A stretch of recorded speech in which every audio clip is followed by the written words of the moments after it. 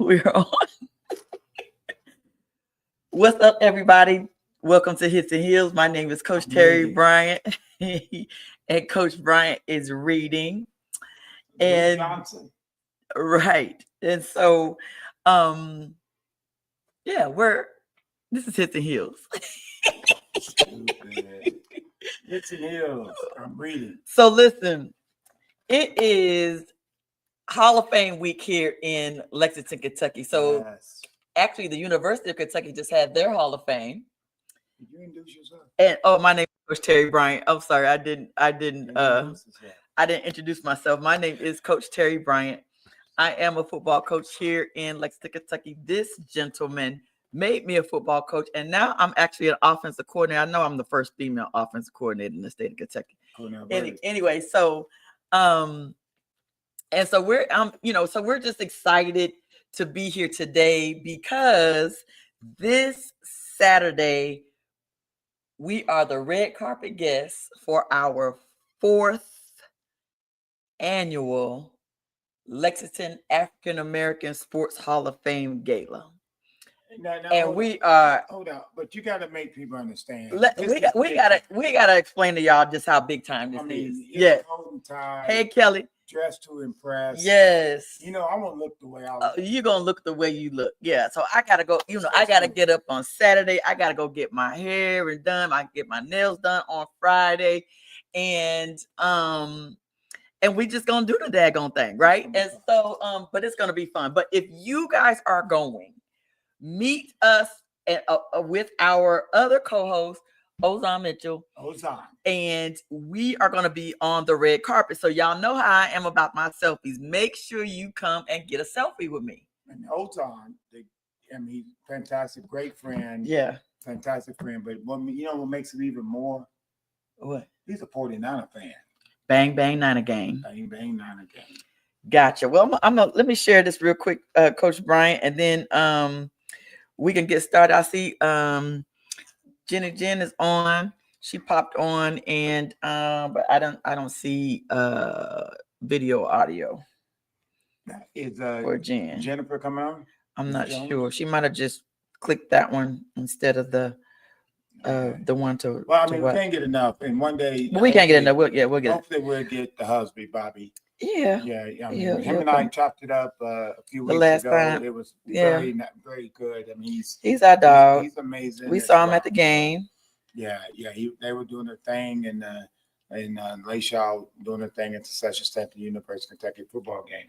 So, guys, if you guys go to a live Kentucky game, the Lexington African American Sports Hall of Fame is sponsoring. I don't even know if that's the word for it. But they have a concession stand at the stadium during the Kentucky football game. Right. So make sure you go by there and buy all your concession stuff from the Lexington African American Sports Hall of Fame. And those proceeds go towards the scholarships for the Lexington African American Sports Hall of Fame, because we actually host scholarships. I can't wait. I think we're giving away 3 or 4 again on this Saturday, and I can't wait to see the recipients of those scholarships. Yeah, it's fantastic. Fantastic. So with that said, we got a whole lot of little stuff, and we got a couple of guests coming on. But with that said, is how'd your Cowboys do this weekend? How about them Cowboys? They won. They beat the Giants. Giants. That was funny. Well, I guess the Niners won. 2-0. Without their starting quarterback. And what happened to Purdy? He got hurt. He's injured, but hopefully he'll get back soon. But the 49ers, they're 2-0 this year. Right now with again injuries. I want to know who they're 2-0. Who they're training, because they're always injured. So you think that maybe they're overtraining? I don't know what they're doing, babe. I have no idea. All I know is I'm happy with 4-0. 2-0. Excuse me. Gotcha. Hey, Kelly, if you can hear us, okay, make sure our audio is okay. Let me know if you can hear us, okay. Listen, so that's Kelly Collins. That's Kels with the Intels. So Kelly comes on with me on Tuesday nights and gives us all the intels about the Dallas Cowboys. on Tuesday nights, and she kills with the intels, has No, all the intel I will about say this. the Dallas No, Cowboys. I'll say Hey, this. Bobby. Yeah, thanks, Kelly. I will say this. That she does have her input on the Cowboys. And okay, that's all I'm gonna say. The Cowboys. For those that don't know, I am a Dallas Cowboys fan, and he is a 49ers fan, and we're both Kentucky Wildcats fans. Our son was the recipient of the honorable mention Jim Thorpe Award 2 weeks ago from getting 2 picks in the game, 10 tackles against Ole Miss, and then he followed that up last week with 5 tackles and a 25-yard return on, which was the longest in a couple years. So I have to learn how to stay off of X, because there's always some haters on X that's always got something to say. And there was a couple people that was on there talking about they like Ty, but they didn't think he was good at punting, but he hasn't punted in like 3 years. So well, I don't know what you don't. I don't know what you don't like. I don't know what you don't like about it. Okay, here's the thing: this is not Pee Wee football. This is not Pee Wee football. SEC punters punt the ball high and deep, and the guys who's running down got speed. Yes. I mean, nobody wants to go out there. And whoever said that, you go out there and let that 18-year-old run full speed and hit you. Because my baby got hit out there, and I was ready to come up out of the stands when my baby got hit. All I'm saying is, when people make a comment like that, it just blows my mind. So right, but I don't ever respond because I don't respond either. But it's just nerve wracking that people don't know what that they don't know what they're talking about when it comes to that. Oh, I got my guy on there, Roddy Rod. It just came on. Hey, Rod, I see you. So you got anything? We got a game tomorrow. Yeah, we play Leestown with the Bishop Johnson, who's at LTMS for a long time, and I was fortunate. He has a good team. Very blessed. They are balling over there. Yeah, they're doing their thing. Yes, they really are. He's done a great job coming behind a legend, Sterling, who's actually going to be inducted in this Hall of Fame. He is. Yeah. I forgot. Reward. So what that said is it's amazing. Full circle go with the Bishop is going to be there, and Leestown, the excellent team. Yeah, they're good. Which Ozon picked them to win the championship. And I can see that because they're loaded. I love the little quarterback. Yeah, he's about 6'5", 6'6". Yeah, he ain't little. He's nice. He's nice. He's very nice. Athletic and very skillful, real skillful. I mean, I wonder what high school he's going to go to. Maybe Ozon. Oh, maybe he might be able to. Because Ozon's got the scoop. He's on Big Things. Of course, Big Things, Kentucky. So listen, so our podcast is different from Big Things Kentucky. If you're local and you want to keep up with all the local high school stuff like that, we say it every week. That's Big Things Kentucky. That's their lane. That's not our lane. We might do a couple of the scores and get you a couple updates, but if you want the deep in-depth stuff, that's Big Things Kentucky owns that for our area. They do a fantastic job. They really do. They do an excellent job of keeping up to date on who's who, and I just think that. Before we bring them on, they're about to come on. It's, I just think Ozon needs to wear more 49er stuff when he knows. I don't see him wearing a lot of 49er stuff. Something else, Michigan or whatever. I mean, I don't know. I don't know. Maybe he might hear me say that and hear what I'm saying, because I don't ever see no 49 stuff on. Well, all I know is my ride got on the Cowboys and his representing. Because how about them Cowboys? Let's go ahead. I'm gonna bring him on first, because you can bring my dog on. Because we about them Cowboys. About them boys. Hold on, bring my man on. He ain't representing, but he represents in heart. What up there, 49? Bang bang. Bang bang, baby. It's more like poof. All right.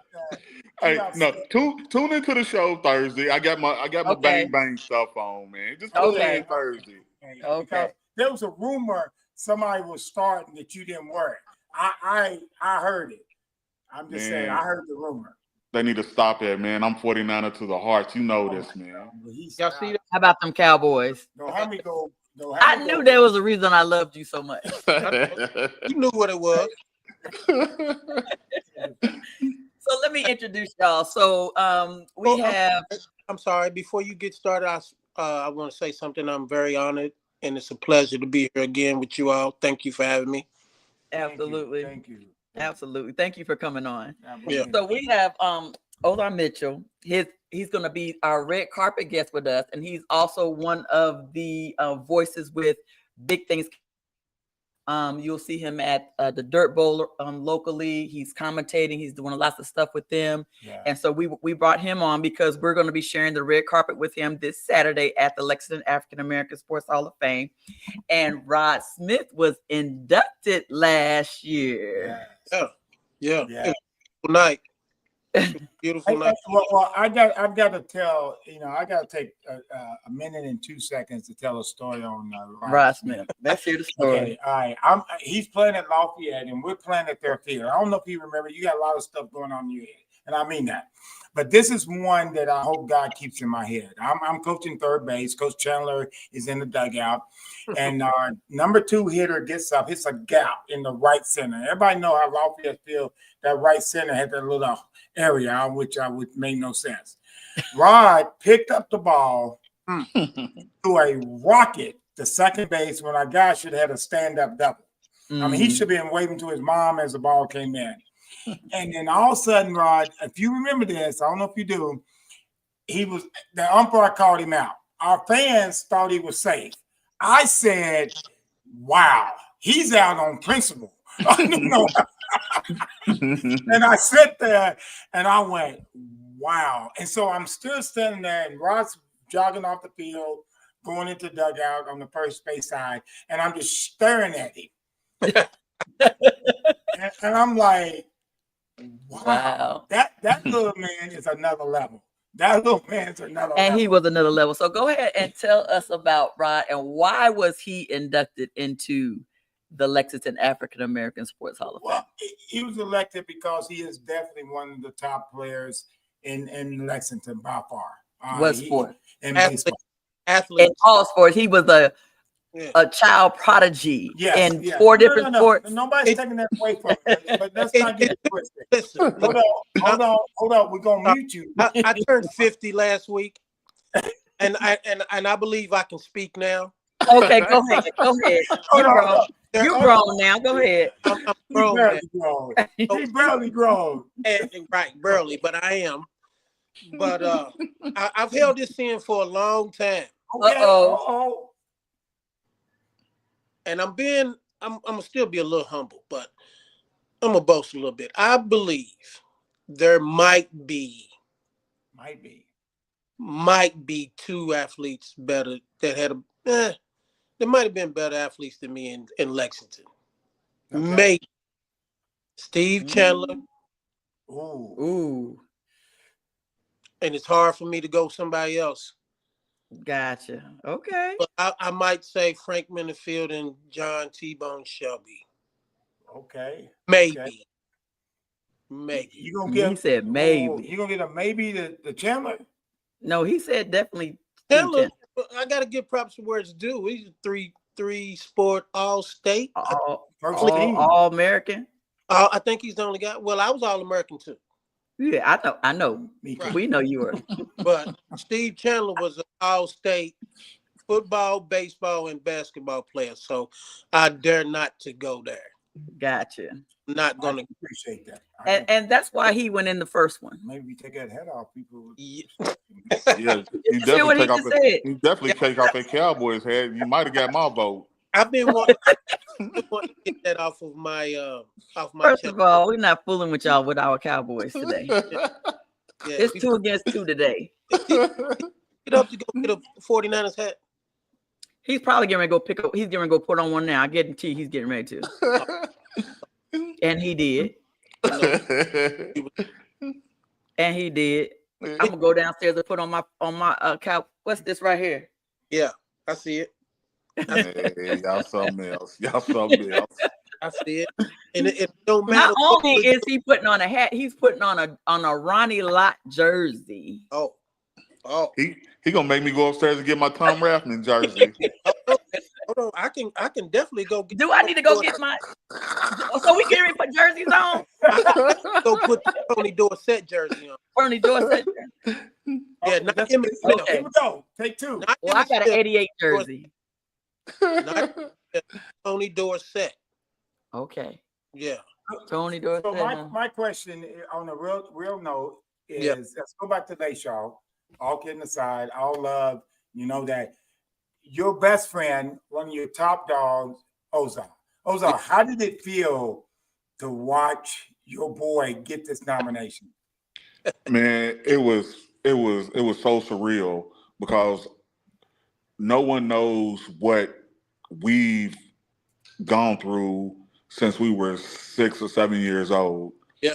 And for me to be able to put a jacket on this guy, knowing the history that we have, it was probably one of the best feelings I've ever had in my life. And I felt probably more honored than he did that he got in, and he brought me up on stage, you know, and he didn't have to do any of that. You know what I'm saying?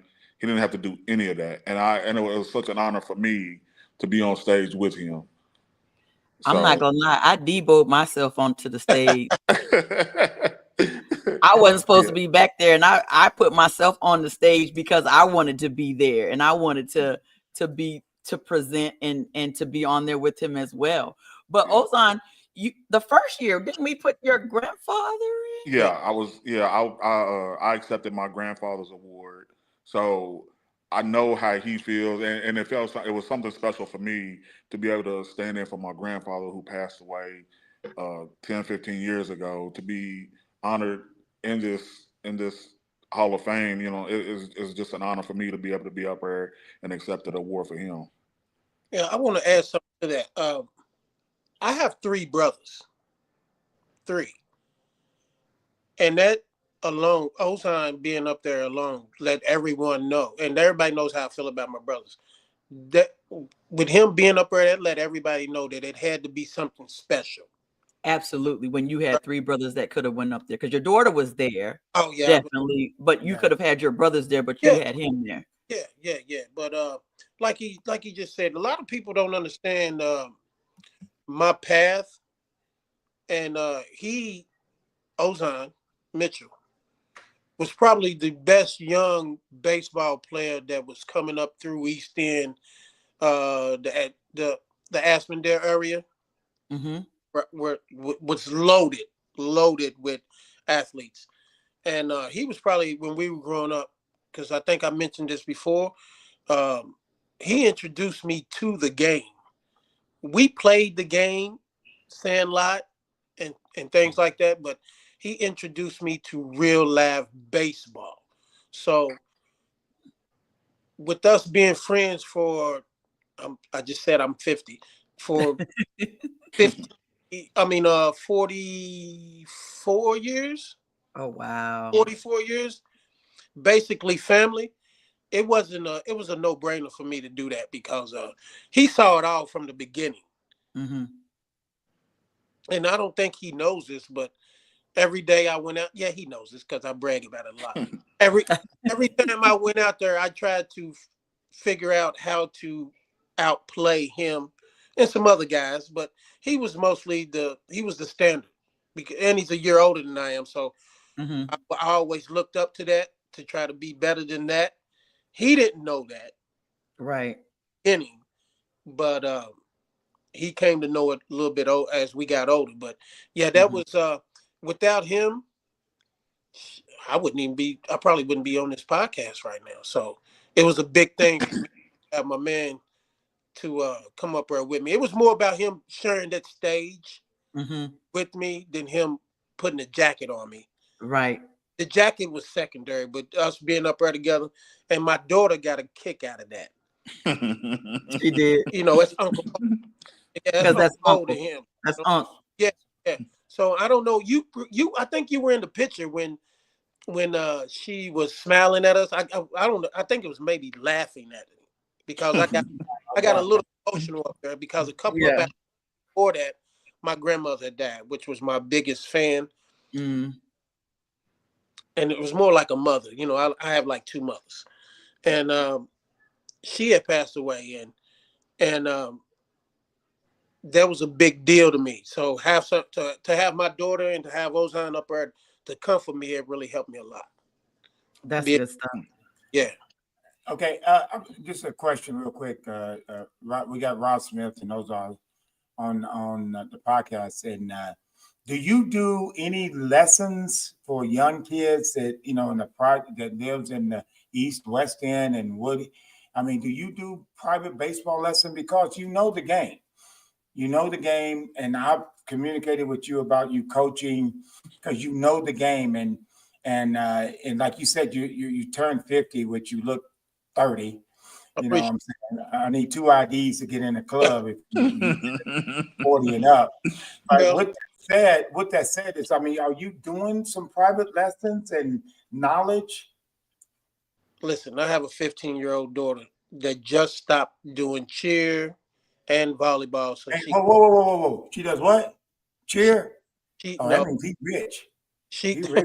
You gotta have money to do cheer. listen, Cheerleading. Am I wrong? Cheerleading is probably the most expensive sport. Hey, I see why you hang out with that rich bro. Thankfully, she gave it up this year, and she gave up volleyball this year too. Not because we asked her to. She just wanted to.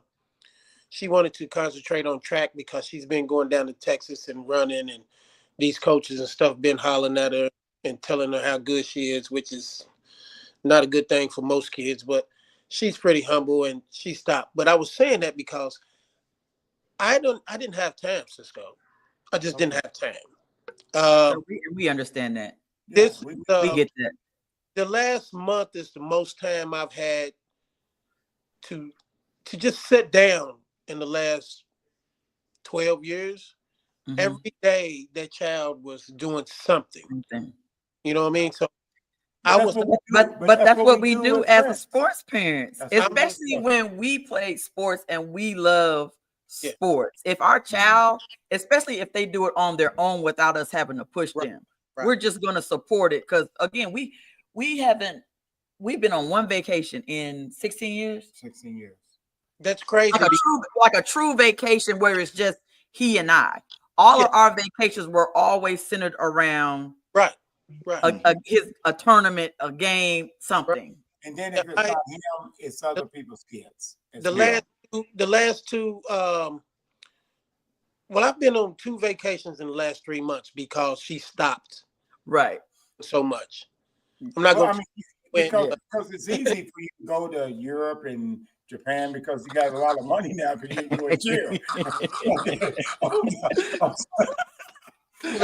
just saying. I didn't go to saying. All that money you save from cheerleading. Ozon does he does a whole lot of officiating. He does do a lot. So what are you officiating right now, Ozon? Because I know you do football, basketball, baseball, the whole 9 yards. Everything, right? And just because you brought that up, when you called us today, we had just finished officiating football.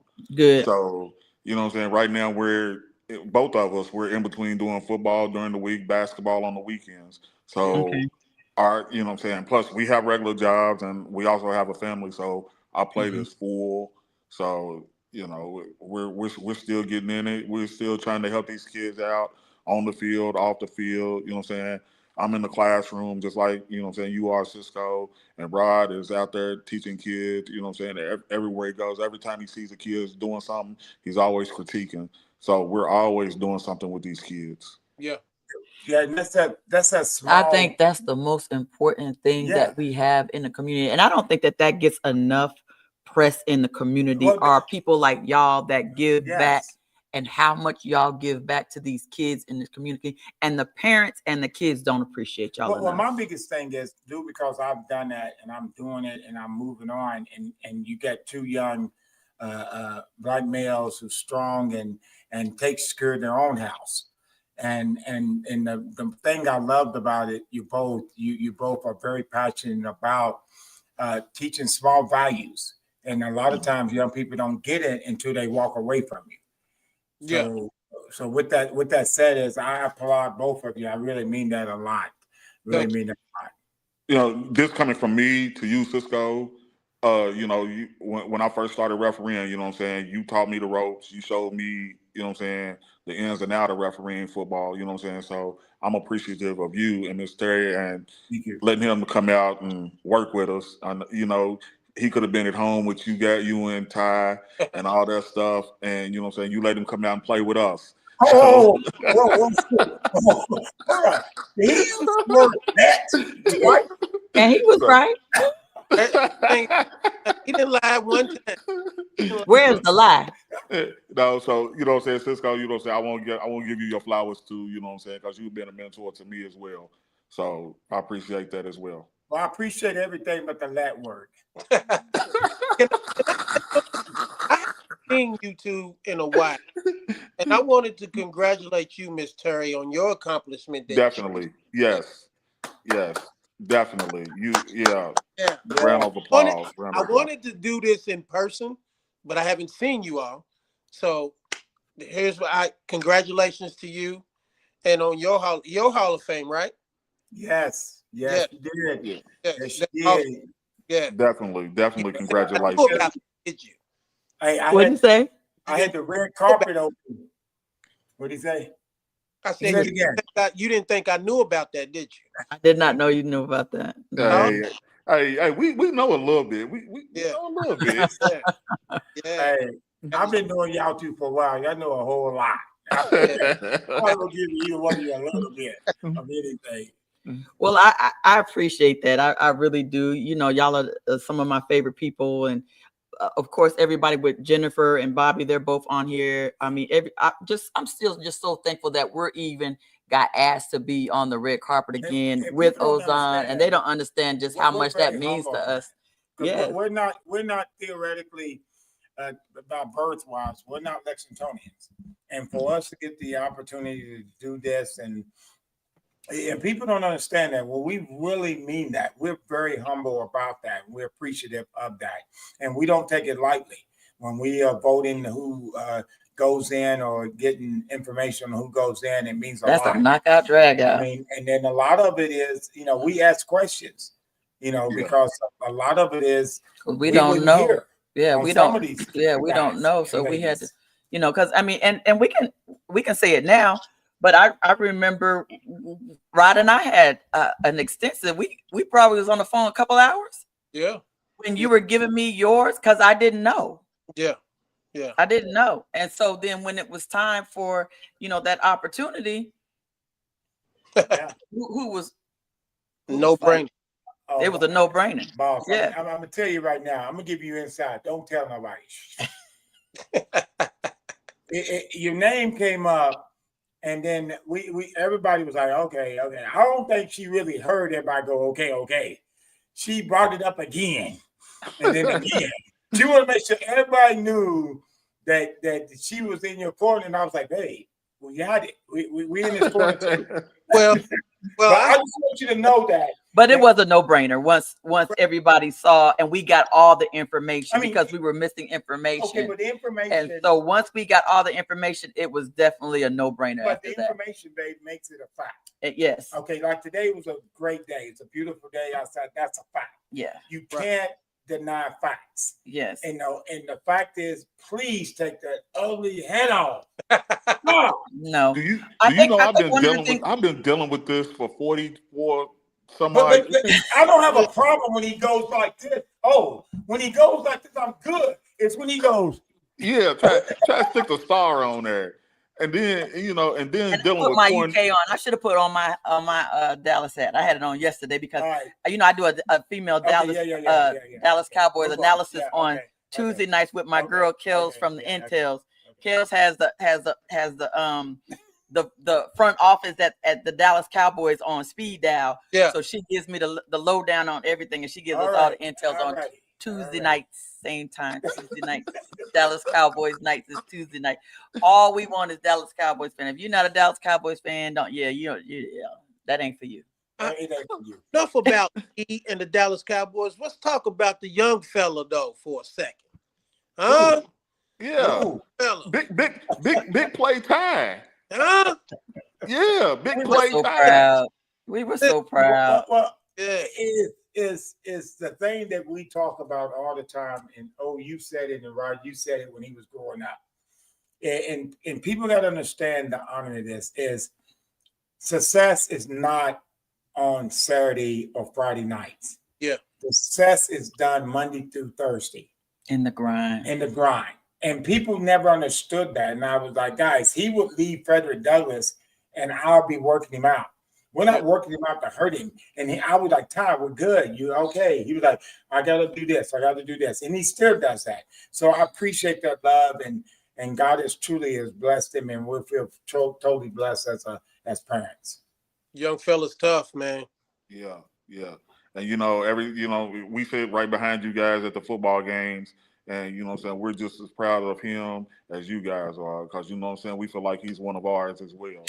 I mean, he's everybody's nephew, right? I mean, that's how I see. I mean, even when I'm looking at other people's kids, Holman or who else of it? I mean, Christina and Brown. I mean, they all are our nephew. Johnson, they're all our nephews. Dan Key, they're still our nephews. And I just I think I really enjoyed Coach. Did you see? You probably didn't see it because you don't. Did y'all see Coach McPeak's post when he said that he got a letter from the Green Bay Packers? The Green Bay Packers inquiring about one of the former players. Yeah. So it's about 4 of them that are eligible this year, right? Dane, Walker, Ty Dane, Jagger Burton, and McHale, and probably Chops is draft eligible this year. Is Chops? Is this? Because I think he's a junior. No. He's a junior. He was in Ty's class. Yeah. So he's draft eligible as well. Purdue. So he's at Purdue. Yeah. Mm-hmm. Okay. Yeah. Chops and Kennedy are at Purdue. Right. Chops and Kennedy. Kennedy's a year younger. Mm-hmm. Yeah. So I think there's about 4 or 5 guys. So there's about 4 or 5 guys that are draft eligible. When was the last time that's happened? It had to be Verb and Logan and Dawson at that period. Those 3. Then you had JT Shane. Big probably JT Shane, Eric Shelton, all those guys. They were right around that same. They were all like they're together. Well, you had Mo, you had Keo Sanford. Yeah, Littleton. All those guys, and all those guys in that 98. Yeah. But look how long ago that was, though. So so how many came out when No, it had to be when can't be 98. Yeah, 98, 99. No, I was saying it was 90. No, it was. I'm sorry. I was in 96, 97. It's been 97. So when Young and Jedrick Wills came out a couple years, it was just them 2 that in that class, or was there more? I don't know if it was more, but I remember those 2. I just don't remember those 2. Those 2. Well, you still had Woods. Woods was with them. Walker Wood. Woods was with them because he ended up coming to Kentucky at that time.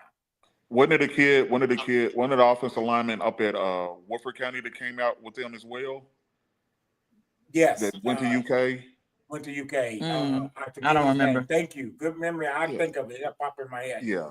But I'm just saying from kids from Lexington. From Lexington, yeah. Lexington has been a hotbed for athletes for the last 40 years.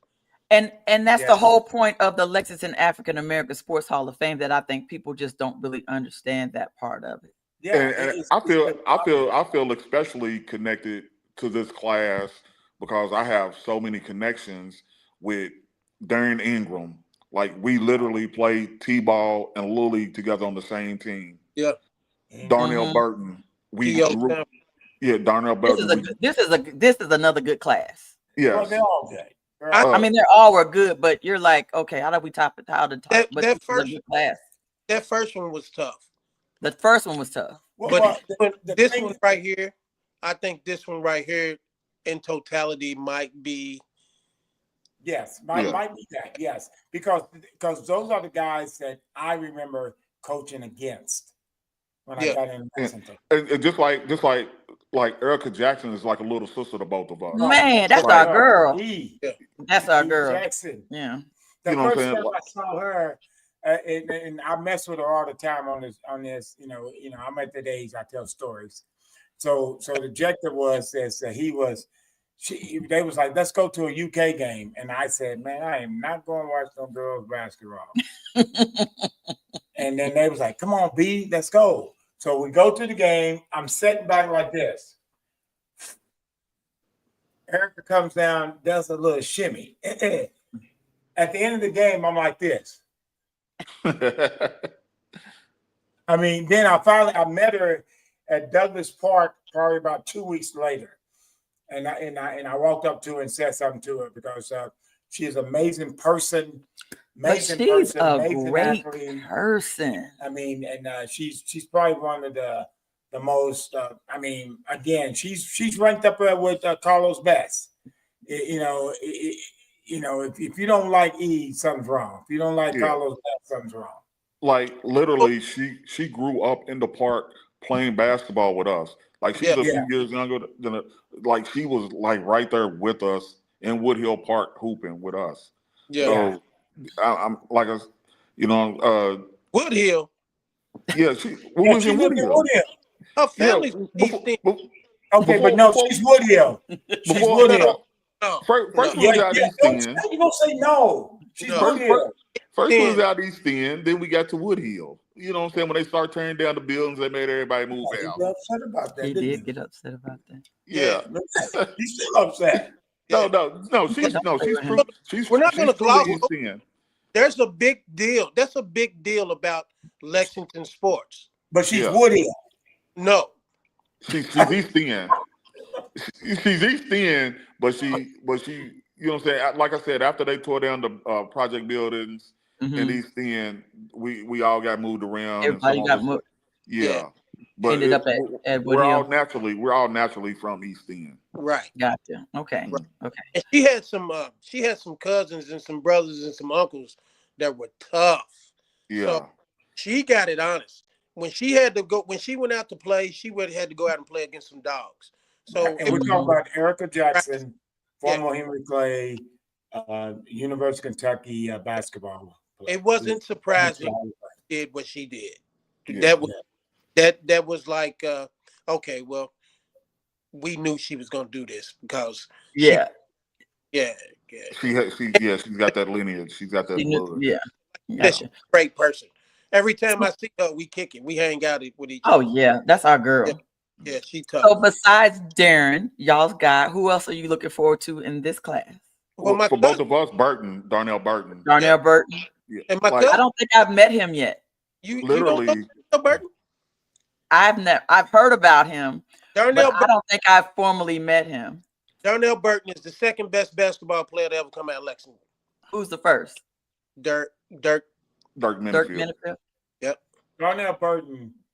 I say it all the time. I'm a young coach at Dunbar High School.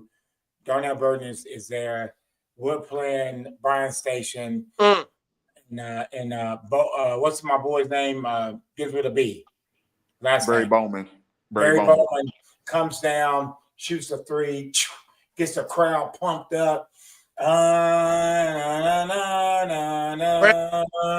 then all of a sudden, Burton goes, give me the ball. Goes back down court.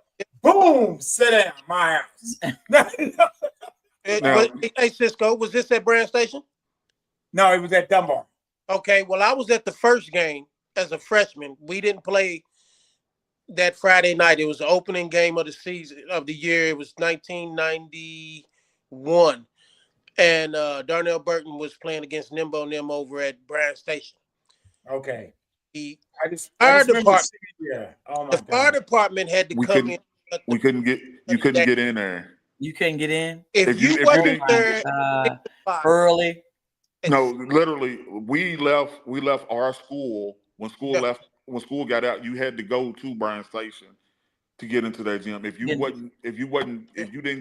got there late, You couldn't get in. Yeah. My entire basketball team took a bus from Lafayette to Grand Station to watch that game because L. Burton was playing Barry Bowman and Nimbo Hammonds. Oh wow, I bet that was a great game. And I got a story, for you, and Rod can attest to this as well. We were 12 years old. Rod's 11. I'm 12. Darnell's 12. We're playing in Northern Little League Park All-Stars. Me and Rod were on the same team. We played for Central at Castlewood. Yeah. Darnell played for Western. It was a pitch thrown. Darnell hit this ball so far up into the trees. Yeah, I think that ball is still falling from the trees. Like literally, this kid, like he could have went D1 in any sport. Any sport, because I was fortunate to coach him at Dunbar, and then he didn't end up playing. He played, I want to say, his sophomore year or his junior year when I was there, and I can't remember. It was the first year I was there coaching at Dunbar High School. Sophomore year. His sophomore year. Okay, thank you. And then he didn't play, and I was just watching like, man, you need to go stay at baseball. Then I saw him play basketball, and I was like, oh, you need to stay with basketball. Not only that, Cisco. Not only that, he played quarterback at Wimburn. Yes, because he had a strong arm. Because we were trying to get him to come out to the football, and he came out, but we were in shorts. He was throwing lasers, and the AKA years later reminded me of Shane Boyd. Yeah. You know what? Hey, Cisco and Miss Terri, I might have to back that statement up I made. Which one? Darnell Burton might be. He's that guy. Y'all are that guy. That's something. But y'all are all. We got to put it in the ranks. We got to put it in the ranks, Rod. Y'all are all him. No. There's guys. There's guys, and then there's dudes. Yeah. There's let me guys, tell you something about and then there's dudes. Yeah. This Darnell Burton cat. He's the most humble. Yes. And positive. He would never talk about himself, about him being what type of athlete he was. He's a great guy, great young man. I can't wait to meet him. The last time I saw him was probably about 7-8 years ago. Where does he live? He's still here in Lexington. Okay. Yeah, he lives here now. Yeah. And the last time I actually talked to him about 7 years ago, we were just out, and I forget where we actually were talking, and he was like, Coach Bryant, and like that, showing me mad love. That's a grown man showing me mad love, and that's the kind of guy he is. Darnell Burton was an unbelievable person, and he still is amazing young man. Cisco, I say Steve Chandler. I have a very, very, very close relationship with this man. But he's the only 3-sport all-state player in the history in Lexington, right? Yes. Well, with 3 Dan sports? Fusick, he was 2. Yeah. No, Fusick's the only one who's won Mr. Basketball and Mr. Baseball. Yeah, Fusick was unbelievable. But I didn't know that till Coach Chandler told me.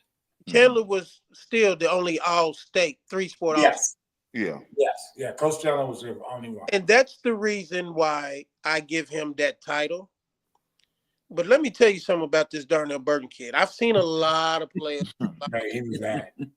I might have to take that back, man.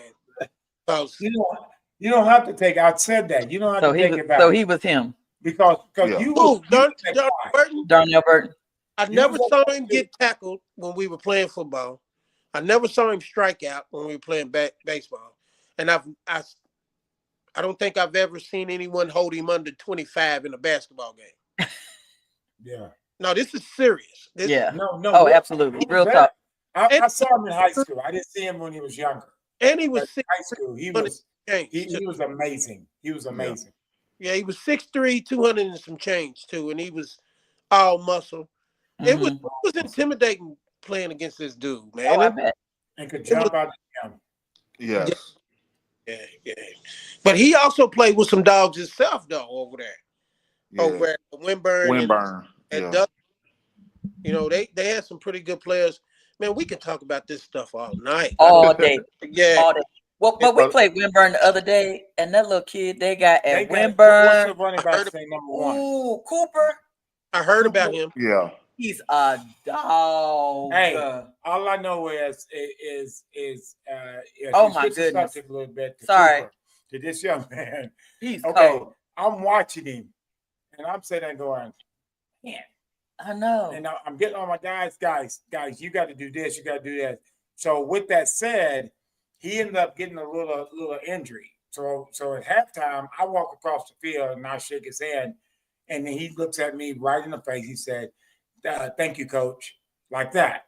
And when young people in 2025 have their respect for adults or a coach, you gotta like them. Yeah. That he ended up getting hurt at the end. And I gave him a hug at the end of the game, and you know how you hug somebody and you can feel their bodies. And I hugged him, and I went and did some push-ups because I felt. He Yeah. Hey, let me say that again. And they were waiting. I'm like, "What are you doing?" I said, "Man, I'm feeling not strong right now." he looked like what I would envision as a young Derrick Henry. Wow. That level. At that level, what Derrick Henry looked like at that level. And I think a great friend of mine's that I see almost every day is Anthony White, that played at the University of Kentucky and played in the pros. And Anthony White says, sometimes when running backs break that line of scrimmage, DB's got to make a business decision. Yeah. Definitely. So our DBs was making business decisions. I bet they were. They didn't want none of that action, huh? They didn't want none of that. Hey, it's not Hey, we did not want them problems. Hey, right. It's a business decision. Oh yeah. You got to keep your shoulders intact now. Hey, I saw. He had nothing for him. Nothing. Speaking of that, I saw Ty come up and smack that running back the other day, man. I was like, "Ooh wee!" I got some of that ooh wee in him. But that's that's a little. I've got so many videos of Ty, and he's always tussling with somebody. Yeah. And that, Cisco and Miss Terri, remember about 4 years ago, y'all were at Crawford. I was at LTMS, and there was a running back from Florida that was playing at Hayes. Big kid, about 4 or 5 years ago. At Hayes. I don't know if he went to go play at Douglas or any of that, but he was from out of town, and he was a big old kid. Big kid. Dark-skinned kid, running back. He was bigger and stronger than everybody on the field. I forget. I forgot about him. Yeah, I don't recall him. He didn't. They've always had some decent. They backs. always had some pretty But skilled this kid players. stood out to me because I think he put up 100 and some change on us in a middle school game. Gotcha. My defense that year was pretty tough. Y'all had a really, really good defense that year. Yeah, absolutely, yes. Yeah, I remember. I don't recall when we played them. I remember a scat back beat us in the championship game. It wasn't him. Yeah, it was a little scat back that they had that was like their third string that we couldn't stop him. He was doing a jiggerbug, and so let me see. So Burnside and those guys are seniors right now. So that it was 5 years ago. No, Burnside and them are juniors right now. No, Burnside's a senior. No, Burnside. Yeah, I thought he was a junior. He's a senior. Yeah, he was my quarterback at LSU. Senior this year. Oh, okay. He was your quarterback that year. We got beat in the semifinal game at Henry Clay, and that kid gave us the business. Gave you the blue. Yeah. Gave you the blues. Okay. I remember that. No, I remember that game. Because I was sitting up in the booth with Coach Gay. We was watching him. Yeah. And 5 years ago, he was in the championship game. Yeah. We got beat by Hayes. By Hayes in the championship game. Yeah. So you all beat Leestown that year? Yeah, we beat Leestown. The only time we lost to Leestown was last year. Was in the championship game. It was Haskins and last year, but Haskins. Yeah, those are the only 2 times we've lost to Leestown. Right. Yeah. That's the year we got beat by. Did we lose to you all that year? Yeah, y'all lost on our field. No, we won that year. No, you didn't. You sure? I thought that was the game. Was that the game where we played Lafayette? We played was it Lafayette? Lafayette, we lost to. Was it LTMS we lost to? Yeah, that was us. Yeah, we lost in the semis. Y'all had a running back that broke a long one in the beginning, and then we scored, and then it got called back. He's playing Yes, press right now. Santiago. Yes. Yep. Yes. I remember that. Hey, when you do this, and Ozon can relate to this, when you do this, it all runs together. Oh yeah, it runs together. It really. The only time that it doesn't run together, and I tell people this all the time when people ask me questions on sports, I say it's when I'm done doing it, and then I sit back and I try to remember, because I remember everything by pictures. Right. And it's like our team pictures.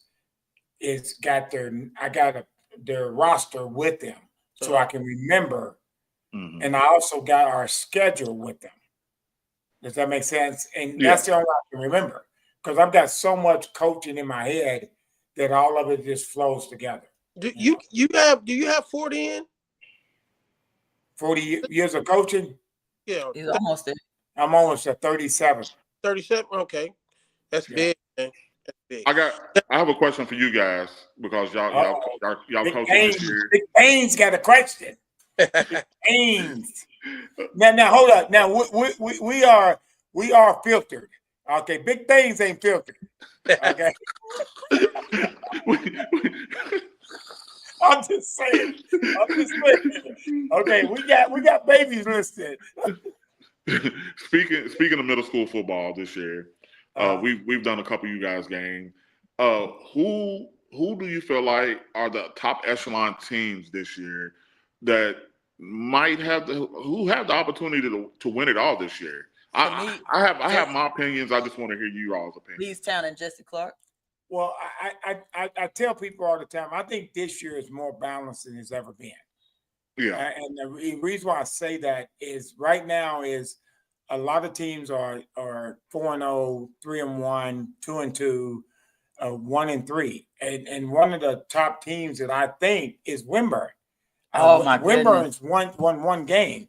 Wimburn is nice with that running back. Yeah. And they got I'm telling you, he's gonna be tough. If he's healthy, because he makes tackles and he makes plays and he plays hard. And people don't understand about sports, because when I watch I can see them finishing their schedule really, really tough and flipping their. When I watched Leestown, Leestown play Wimburn, not with Bryant Station. I mean, the game was big, but if you watch the game as a coach, Bryant Station was in that game all the way. The Leestown game. Mistakes. Are you talking about the Leestown game? Leestown Bryant Station game. Yeah, that's the game. That's the game we did.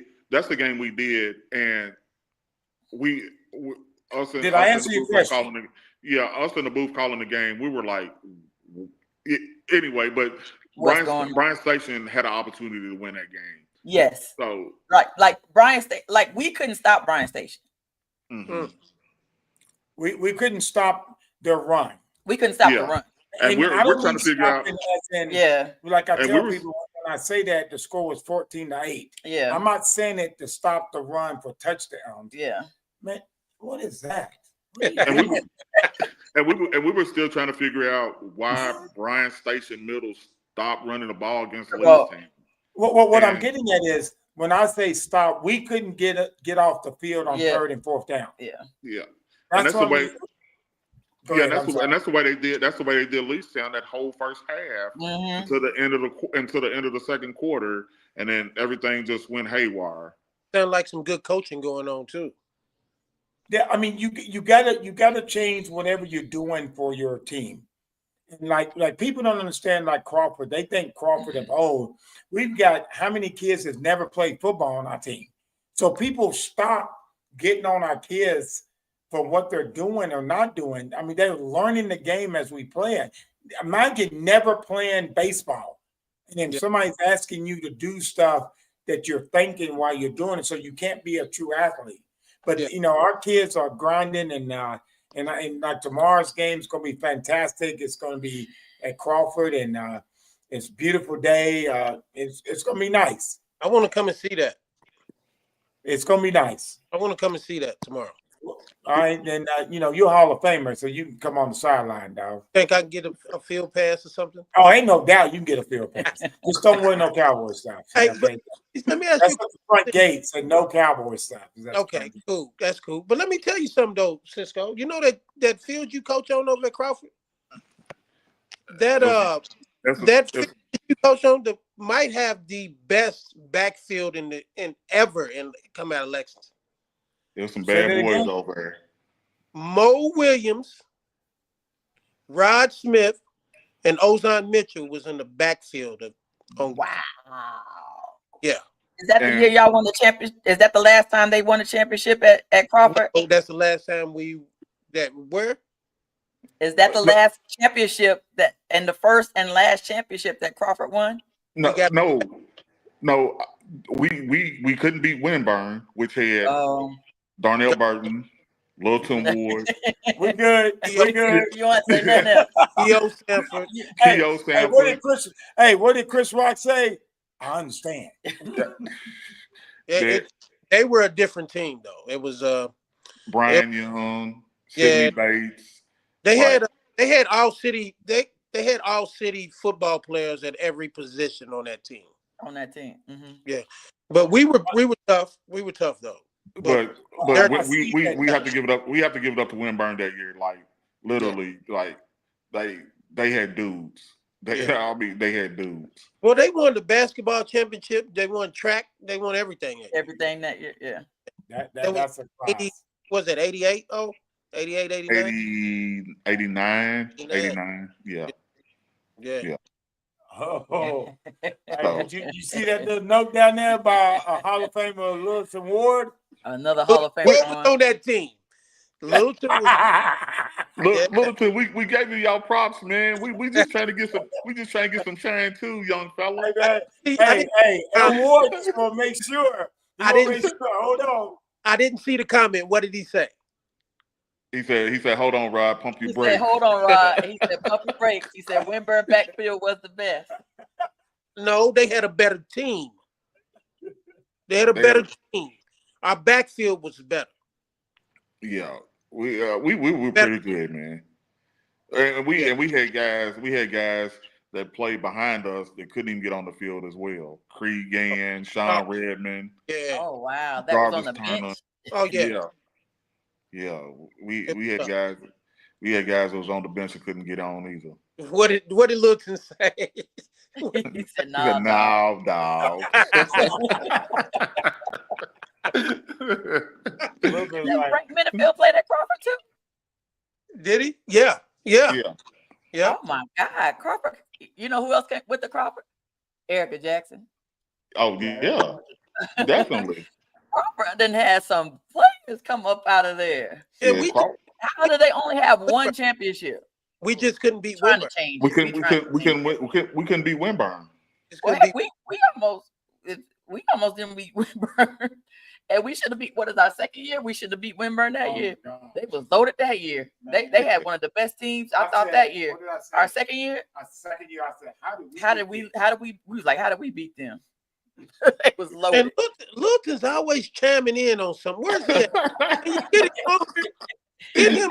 Hey, Ron, personal. Littleton been going through this for a long time. He said he's played in the same. He's packing to go to Florida or something. Otherwise, he would have jumped on. Yeah, all I know is I'm like Rod just soaked all that in. Am I right? Oh, he said, "Wait a minute." Did your voice soak it in like? Hey, Cisco, sometimes you just gotta let him go. Sometimes you gotta let him go, then you reel him back in. Hey, so I wanna go back to Mr. Brown. Who is Chocolate? Who is that? He played at Henry Clay. He's a little bit. He's way older than us. He's probably the 10th. He's probably the 10th best athlete in Lexington. Okay. What? The 10th. Well, so he's top 10. Yeah. Okay. Yeah, he was before our time, but he was a heck of a football player. Gotcha. Okay. Yeah. And tell me about Mr. Bass that's going in that's going in this weekend. I guess he was on WVLK today. Legend. A legend as well. Tell me Yeah. about Mr. Bass. Well, he's a little older than us, so you're gonna have to. Okay. You got. We'll just have to get the bio when we heard. Yeah. Yeah. Heard. He's like a hood legend. It's you have those walking around here that this platform and the Hall of Fame is great for people like that are older than I am, that they didn't get to really see, because I think we're me and O, we're right on the cusp of where it was I don't want to say black and white, but Right. I say black and white and color. You know what I mean? Okay. We were right at the color point, and the black and white was right before that. If you get what I'm saying, Color TV, black and white TV. Yeah. right. We were starting to get seen in the 90s. Okay. Those guys came before us, and it's a travesty that no one really got to see them, because I've heard stories about these guys and some of the myths and stuff that they talk about, and I've heard it from multiple people, so it's not a lie. And that guy Chocolate and Everett Bass and all those guys, Even Vince Stanford, you know what I'm saying, who's inducted. they have stories. They have stories that'll live for a long time. Well, I can't wait to invite them on so that we can go more in depth. We had a great time with I don't know if y'all chimed in, but we had a great time with John T-Bone Shelby last week. That's fantastic. But here's a thing that I like that you just said, Rod, and I really mean this. I love what you just said. People don't understand. You have to verbally talk about history. Yeah. Because it ain't like history is every day, because people live in the moment. And the way history, like if I say something, and I'm not trying to be funny, if I say something about Bowling Green High, the reason why I'm so passionate about the Bowling Green High Purples is because people, when I was growing up, would tell me stories about Bowling Green High. Yeah. As a kid, we come from Nap, and we get into Bowling Green, and they're telling stories. People don't understand. You have to tell young kids, like you have a young daughter. Right. Your young daughter ain't going on the History Channel. No. I mean, you have to give that in a certain way. You have to put that history in it. Like, and I love when you're talking about, Chocolate and y'all talking about, and I'm like, what? Chocolate? I've heard that. I heard somebody mention that before. The name. You know what I'm saying? And then people go, oh, you never heard of him? No, how can I hear him unless you tell me? But I think that's the whole. But I think that's again why I was so passionate about being a part of the Lexington African American Sports Hall of Fame, because of what that represented, especially people from the old Dunbar and the old Douglas that aren't in the record books. They're not a part of the KSAA Hall of Fame or any of those record books or anything like that. And if we didn't have a lot of it, I would not heard about it if Bobby and Jennifer didn't come up with let me say this. I'm gonna say this, and some people might hear this and take this, but this was a fact. When I first came to Dunbar and coached, I couldn't say Dunbar. They made us specifically say Paul Lawrence Dunbar. Well, you live in Lexington. I don't know if people realize that. Yeah. We specifically had to say Paul Lawrence Dunbar. We couldn't say just Dunbar. No. I would say Dunbar. And they was like, no, coach, you got to say Paul Lawrence. I don't know if y'all knew that. There was a Dunbar over on Upper Street. No. What I'm getting at was that the reason? Yeah. Are you saying that that's the reason why? Yes. So that they didn't get it mixed up? They wanted to separate. Listen, Rod, we literally as coaches, when I got there, it was like, Coach Bryant, you have to say Paul Lawrence. And I go, why? It's only one Dunbar school in Lexington. You feel no. What I'm saying is when I got there at the school, it was an old Dunbar, but there was no sports events going on. unless it was, But we literally, well, my point of my statement is, we literally had to say Paul Lawrence Dunbar to separate. Yeah. And I was like, whoa, because I would be on the radio and say Dunbar, yeah, we played well here at Dunbar High School, and they would go, but they Paul Lawrence. Yeah, I would look at them, and go, what? And my wife knows me, and y'all know me. I said, what? Dunbar. Because, and that's the truth. We literally had to say Paul Lawrence Dunbar. You have to know the significance of the Dunbar High School that was before us. Yeah, but you don't know that unless you lived it and somebody told you. Right. Yeah, somebody told us. When I first got here, I was UK, left, came back. I wasn't around people till I got around Coach Chandler, who really spoke the knowledge of what took place in Fayette County back in the day. And that's what people don't understand. Coach Chandler helped me so much to understand sports in Lexington, the people in Lexington. He really did. He did more than just coach, help me be a better baseball coach. He helped me understand Fayette County. Yeah. And the history. Yes. The history is deep. The history is deep. Well, I tell you, that's what I love about the LAASHOF is every year learning about someone new. Yeah. And learning the history. Like who's okay, besides Bryant, who's your favorite inductee? Besides Coach Chandler. Yours is Coach Chandler. Who else? Mine's Coach Chandler. Who else? T-Bone. Yeah. T-Bone? And then Lou Johnson. There you go.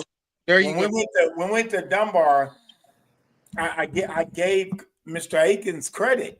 Mr. Aikens was like, hold it, we're putting people's names out in the outfield, then we need to put Lou Johnson out there. He's the only man that has a park named after him. Yes. Lou Johnson Park. Park. If that's not Hall of Fame. Here's what I'm getting at is that I didn't know that, but what I'm saying, Rod, and again, Ozon, is someone was preaching that knowledge to me. They didn't get upset because I didn't know it. Right. You don't know what you don't know. Yeah. And then when they said, and what I loved about what Dunbar did and what Mr. Aikens did, or I can't remember if he was the principal or the other principal, is if you go to Dunbar's baseball field, Lou Johnson's in green because that was the colors. Mm-hmm. Yeah. Like, he's not in red like the other green guys, and white. And other guys that's out in the outfield. He's in green, and I think that's a tremendous tribute to Dunbar for doing that. Paul Lawrence Dunbar for doing that. Hey, I really do that. So I played a year under him. Oh, you did? Under Good stuff. Oh, wow. Good stuff.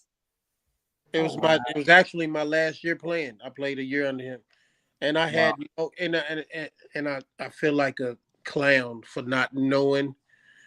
What? But not recognizing him when I saw him, being from Lexington and him doing and being what he is and what he was in professional baseball. He came up to me and said, "Come here, son." I said, "Excuse me?" He said, "Come here, son. Let me talk to you for a minute." He said, "You're Rod Smith, aren't you?" I was like, "Yeah." And I didn't know who he was. Wow. He was an older gentleman. Yeah. He was like 70-something then. Right. And he said, "Do you know who I am?" I'm like, "No, sir. I'm sorry, I don't." He said, "I'm Lou Johnson." And as soon as he said that, you were like, "Oh God!" I was like, "Yeah, you have a part." But here's the point: is by visual aid, you answered the question. By name, you went yes. So someone and you. That's what I'm getting at. Yeah. It's okay not to know a certain extents, but then. You knew who he was. You didn't know his face.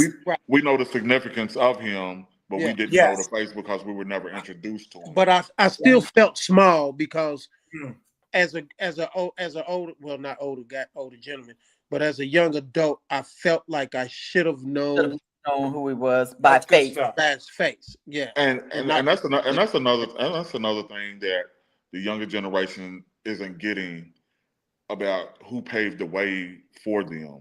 Yes. They don't know the significance of what guys and girls went through for them to have their opportunities now. Yeah. And I think we have to get back to that, letting these younger generation of athletes know who paved the way, because they don't know who They are don't. talent. They don't know. One of the things that I want to do now that I have y'all on right now is I want to start an annual sports conference here in Lexington. And that sports conference needs to educate all the parents on the whole process. We need to bring all of the people in Parks and Rec, all the personal trainers, everybody that has some type of involvement in sports needs to be there, so that everybody knows who's who do you go to. But we also need to have a history lesson. But the history lesson, Coach Bryant, is this: it's these guys. Exactly. Okay, because exactly that and I say this real quickly, and then I'm going to have to move on because I always let my wife finish her show. Not going nowhere. And I mean this. I say this all the time, guys. I really mean this. People get upset what people don't know. You don't know what you don't know. Right. Okay, if you are refusing to receive knowledge, that's different. Okay, does that make sense? Yeah. And it's just like when y'all kick it and y'all talking about the history of Fayette County, I'm living here, love Lexington. What am I doing? I'm listening. Okay, if I refuse to listen, that's the problem. Not knowing ain't a problem. It's not a problem. It's not receiving information is the problem. And what the wife is talking about is something that everyone, like Ty knows history, because I found out history. I say, Ty, boom, this person did this in baseball. This person did this in baseball. This person did this in football. This person did this in football. So Tom Bryant knows that he is quickly let everybody know he's a Lexingtonian. He lets everybody know because he's proud to be a Lexingtonian. He's proud of it. Yeah, he should be. He's proud of it. Yeah. Because of the history. Yeah. Because of the history. Well, he's history now too, though. So yeah, but what I'm saying is he knows who Rod Smith is. Yeah. He knows who you are. Yeah. Because he knew you. He always comes and talks to me when he sees me anyway. So. Yeah, because I told him who you were. Well, do you when he was 5? Do you remember the day? I think he was 11, and we were in. Hey, can you do me a favor? Can you not point with that Cowboys hat on? It was still domination. Okay, can you stop doing that? Oh my God! I mean, because y'all Cowboy people get on my nerves with that. Go ahead. On my nerves. Listen, I just got to make sure I look good in it, though. What did you say? Oh, on my nerves, fam. Ah. Hey, man, y'all need to They all do it. Y'all need to stop hating, man. Just stop hating. Yeah, I think. Go ahead. I'm sorry.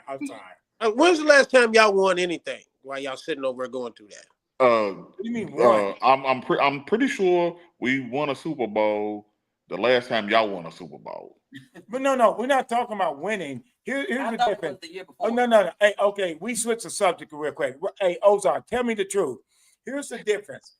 Here it is. We're in a basketball game. We getting blown out. That's the 49ers season. We know it's over. The Cowboys every time think they're gonna win. We're gonna win the Super Bowl this year. They think they're going to the playoffs. We're gonna win the Super Bowl this year. Every year. Cisco, Buffalo. Cisco, this is all I know about the 49ers Cowboys rivalry. This is all I know about the 49ers Cowboys rivalry. Last three times we played them in the playoffs, we came in their house and put our feet up on the table. And told them to go get us something to drink. Hey, did we repaint it? We painted it red and gold. And gold. You all can try to talk over me and all you want to. It doesn't matter. It might be seven 49er fans in Lexington. 7. So the next time, the last time we were supposed to go to the Dallas game and 49ers game, we missed that. we missed it because it was COVID. Right. So No. Because Marcus and Bird went to that game. They did go to that game. Yeah. Bird did go to that game. Yeah, we were supposed to go. Well, hold but on. we had something else. We had something came up. I forgot why we didn't go. Oh, we were supposed to go a couple years ago. Yeah, we were supposed to go a couple years ago. Yeah. What happened? But you didn't want to go. What? You didn't want to go. You didn't want to go.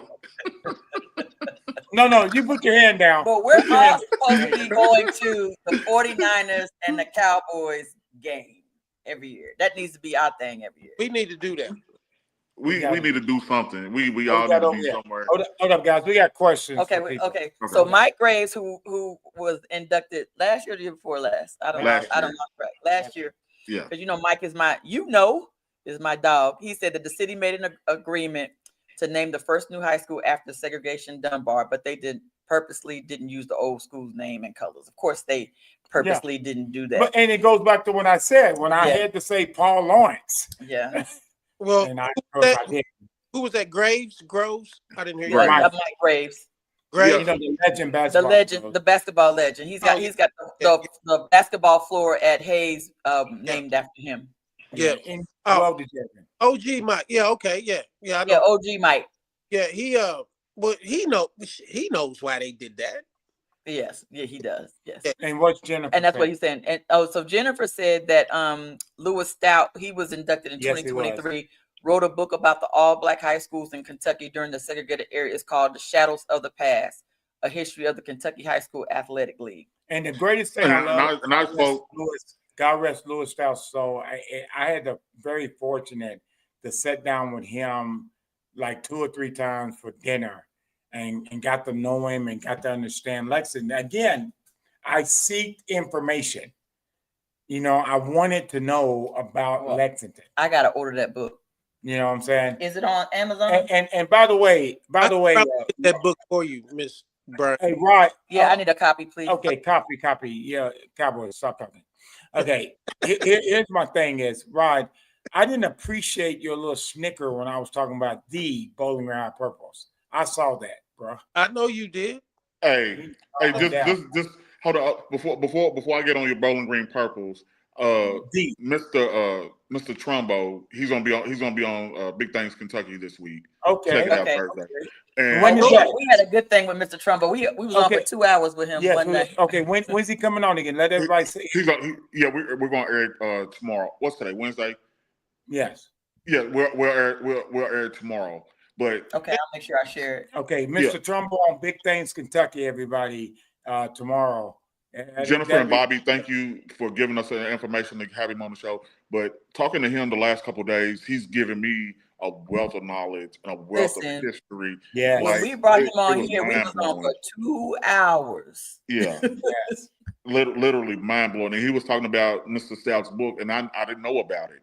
So he's like, "Oh, you need to go check this book out, get it, whatever." And I was like, "I'm on it." And it's so funny that Jennifer just brought this back up again this evening. Where can you get the book? I know, Rod, you're going to get me one, but can you go to Amazon, or is there a local bookstore where we can go and purchase the book? Probably Barnes and Noble. I think it might be in Barnes and Noble. Barnes and Noble? Okay. Yeah. What the whole point is the book's out there. We just got to find it. Mm-hmm. Yeah. We just got to find it. If you want to read it, you can want to learn about the history of Lexington, that's the book. I mean, that's what it's all about. It really is. And I hold up, baby. I'll say this, baby. And I'm about to walk off. I appreciate you both coming on. I really mean that. Y'all are my boys. I love y'all. Y'all know that for a fact. Rod tried to get a brother fired for sending the guy to second base. He was out, by the way. No, he was not out.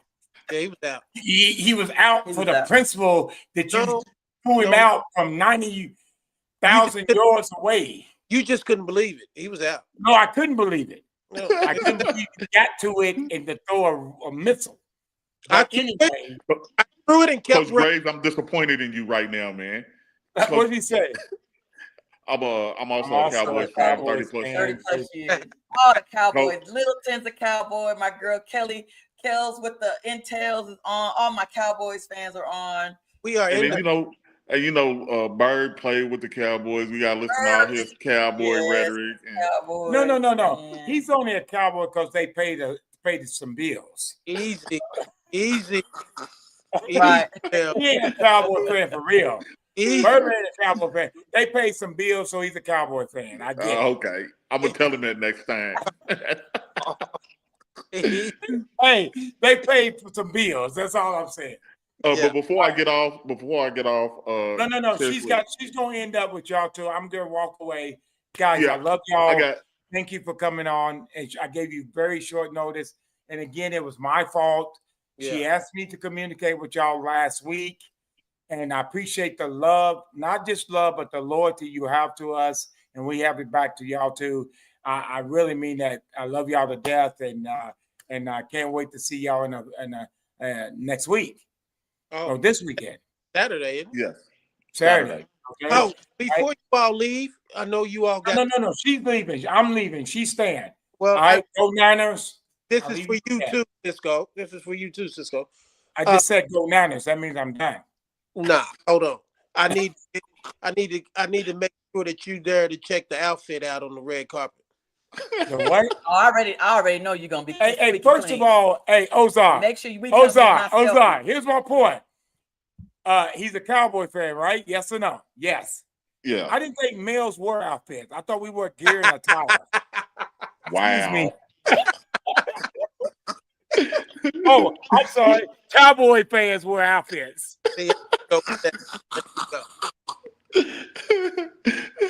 My fault for the lingo. I'm sorry. Love y'all. I'm not fooling with him. Love you too, my guy. I'm not fooling with him. Yeah.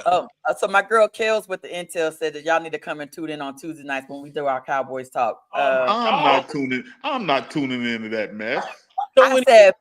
She said Mike and Rod. The Cowboys fans need to tune in. Know about it. Littleton, all my Cowboys people need to tune in because she has all the intels on all the Cowboy stuff. So Jennifer said that she spoke with the son, Juan, and he said the book is out of print, but he may have a few copies. Right. She got her copy from the late Mr. Henry Bell. Okay. But Rod, you said you can get me a copy? Yes, I think I can. I'm friends with some family members, and I'm pretty sure they have some. Okay, cool. Yeah, you can bring it Saturday when I see. But before I get off here, because I got 3% left on my phone. Okay. I would seriously. I want to give flowers to Bobby, Jennifer, and Miss Connie for what they're doing for the city and giving us a voice along with a face to represent all of what Lexington has to offer in the African American community. Yeah. And for the last 4 years, this has been one big, huge party for us. It is the highlight of my year, last 4 years. And for them to give me an opportunity to be a part of it, I'm so appreciative. Working with you guys, you know what I'm saying, being on stage with my guy last year. And like I said, this year is going to be more of people who myself and Rod both know personally. Because we competed with those guys. We competed against those guys. And we beat. but you know what I'm saying? I want to give all thanks to, you know what I'm saying, LAASHOF and especially Bobby, Jennifer. Look, hurry up and jumps on it. No time. What did he say? I can't get what he say. Bobby said great show. Yeah. And then Bobby's laughing. Yeah. But definitely, I want to give flowers to them because they've given us an opportunity to showcase what Lexington African Americans did here in Fayette County and Lexington. So thank you. Mr. Jones, Mrs. Jones, thank you a lot. I don't get to speak to Mr. Jones a lot, but Miss Jones, she's always around and she's such grace and to be of first class. Yes. And it's hard to find someone better than her, but I don't get to speak to Mr. Jones a lot because he's always running around doing stuff. But thank you all again for everything that you do for the city, for our community, for our people. It's a blessing, and if we didn't have this, it would be a lot missing. Yeah, Oh definitely. my goodness. A lot missing. We didn't even talk about that. Also, I know you gotta go, but me and Rod will talk about it. What if we didn't have, can you imagine what we have missed out on if there wasn't a Lexington African American Sports Hall of Fame? That's why The knowledge that I've gained over the last 4 years with this Yes, is unbelievable. unbelievable. Like Cisco said, there's a lot of stuff that I didn't know Yeah. that I'm starting to learn and be able to take in knowledge. Like I said, I talked to Mr. Trumbo, you know what I'm saying, the last couple of days, and he's given me a wealth of knowledge about what went on before us. And I'm so appreciative of that. And you know, and it's a blessing to know what you didn't know. right. I was talking to Lilton about some of the classes that went in and stuff, and he was asking me, "Well, why are you so passionate about the first two classes and that went in and things like that?" I was like, "We don't have anything. So when we do have something, I want it to be right." And at the embryo stages of this, it was kind of shaky. And now I understand why, because of the knowledge that people did not have. Because we didn't have. And Yes. I've had some conversations with some people, and I probably, I stepped in some stuff, and I was talking a lot when I shouldn't have been. But that's how passionate I am about this black thing, because we have so many people that were overlooked during their eras, and the awards that they were not given, that they deserved because of their skin color. They didn't get that. So for us to have this, it means a lot to a lot of people. And to piggyback off of that, Yeah. a lot of people run up on me. How come he's not in? Why isn't he in? And I was like, because he didn't.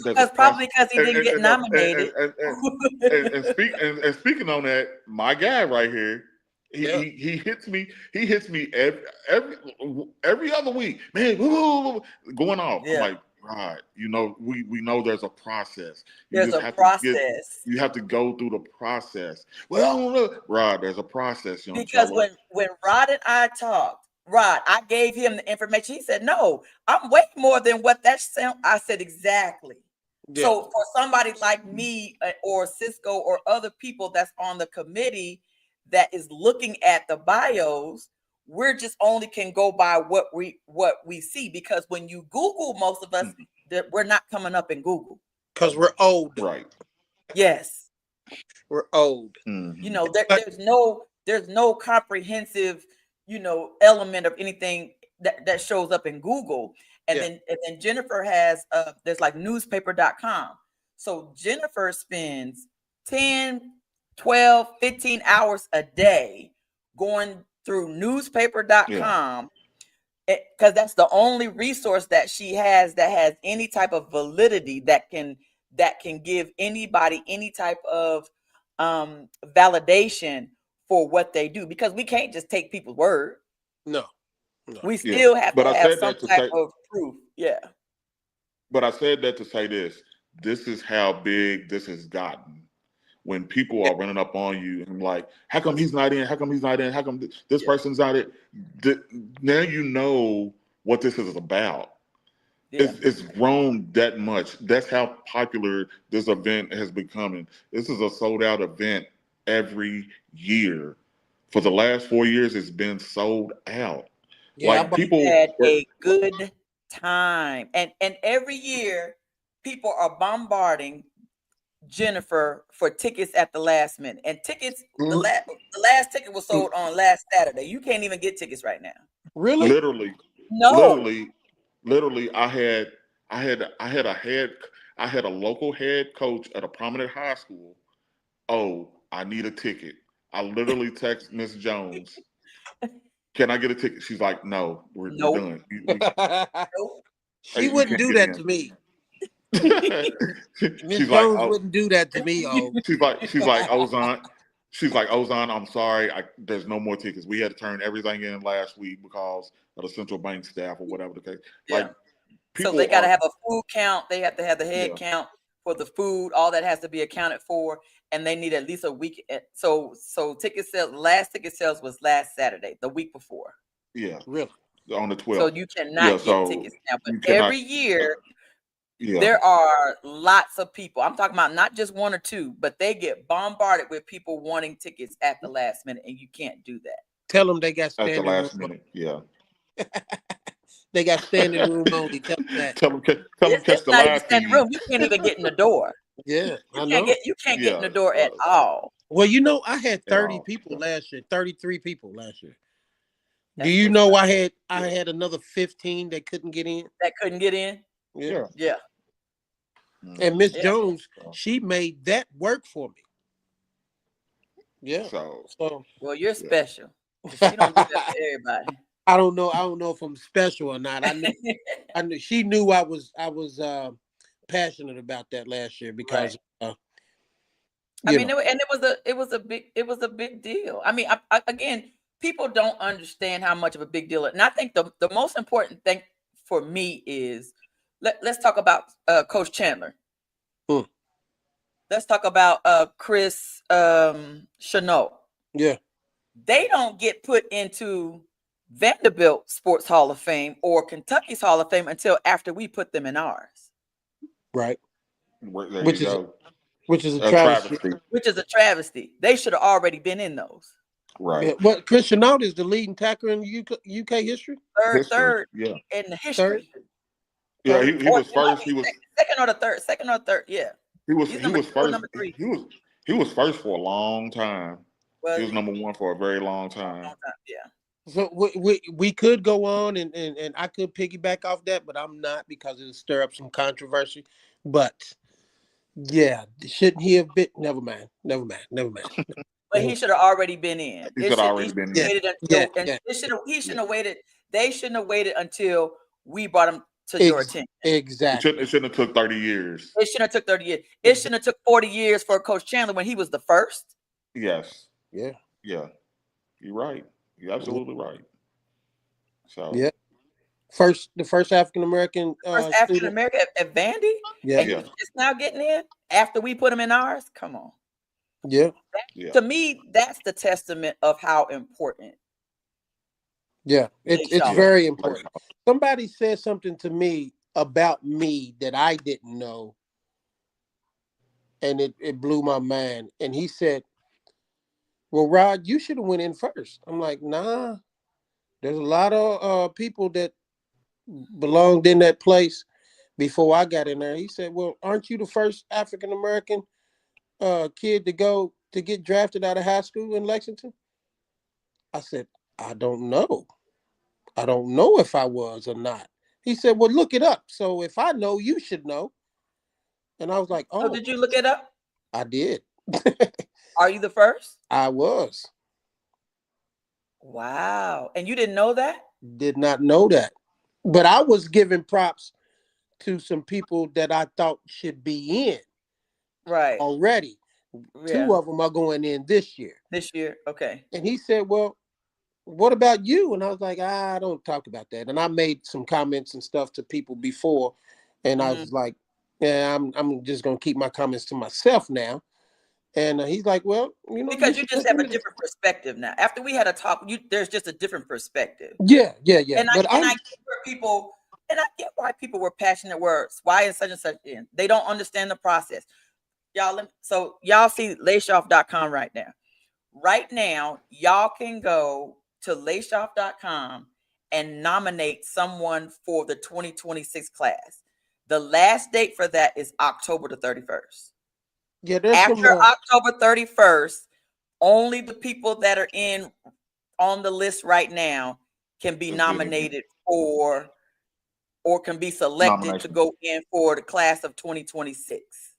Yeah. Does that make sense? Yeah. And if you've been nominated and you haven't been selected yet, your nomination is good for 5 years. Oh. Right? So for instance, so if we go in, if we was to get a list right now, there's probably 300 names on that list. And we have to narrow that name down to 20, 23. Yeah. Yes. Well, since we're on here and we're talking 300. Yes. This is Now what that doesn't mean that 300 people are worthy of being selected. There have been 300 people whose name is on the list. The list. Yeah. Does that make sense? That does. I'm glad you right. That. So, and I'm gonna put it out there. So the very first list, we usually go from whatever that list is, and the first list is we narrow it down to like 75. That's easy. It gets hard from there. I need to be in that room. It gets hard from there. Especially going forward after this year. It's going to get even more difficult because it's, I know. So, and then there's still people that we have missed. Do y'all know? Oh God, what's his name? Okay, there's a young lady being inducted, and her name is Gwen Rucker. Yeah, her dad is. She was at Henry Clay when I was working over there. But who is her dad? I don't know who her dad. He played in the NFL. Yeah. He just passed away a few years ago. Byron Ingram. Yeah, and she was like, and guess what? He should be. Somebody needs to nominate because he meets the criteria. I mean, you know what I'm saying? Does he? But he has not been. You played in the NFL? Oh, he played in the NFL. In the Super Bowl. Yeah, that's not even a question. He played in the Super Bowl. That's not even a question. See, this is the problem that I have. But see what I'm saying? But he has not been nominated. And I have no idea, had never heard of until I had a conversation with her. Right. I had no idea. And see, that's the problem that I have with this. And that's the problem right there is that people like him have not been nominated. Even up until this year, some of the people that are being in this year were not nominated before. Was Darnell Burton nominated before this? I think so. No. See, that's a problem. I don't think. You don't think so? I don't think he was. Are you sure? I don't remember. I don't think so. Okay. Because I was just asking. Because if he was and he wasn't in the first three classes, if he wasn't in the first class, yeah. So I don't think he was, to be honest. We're not going to go down that hole again. Yeah, that's what I'm saying. We're not going to go down that rabbit hole. But I'm just saying that's the part that people just don't understand is about the process, right?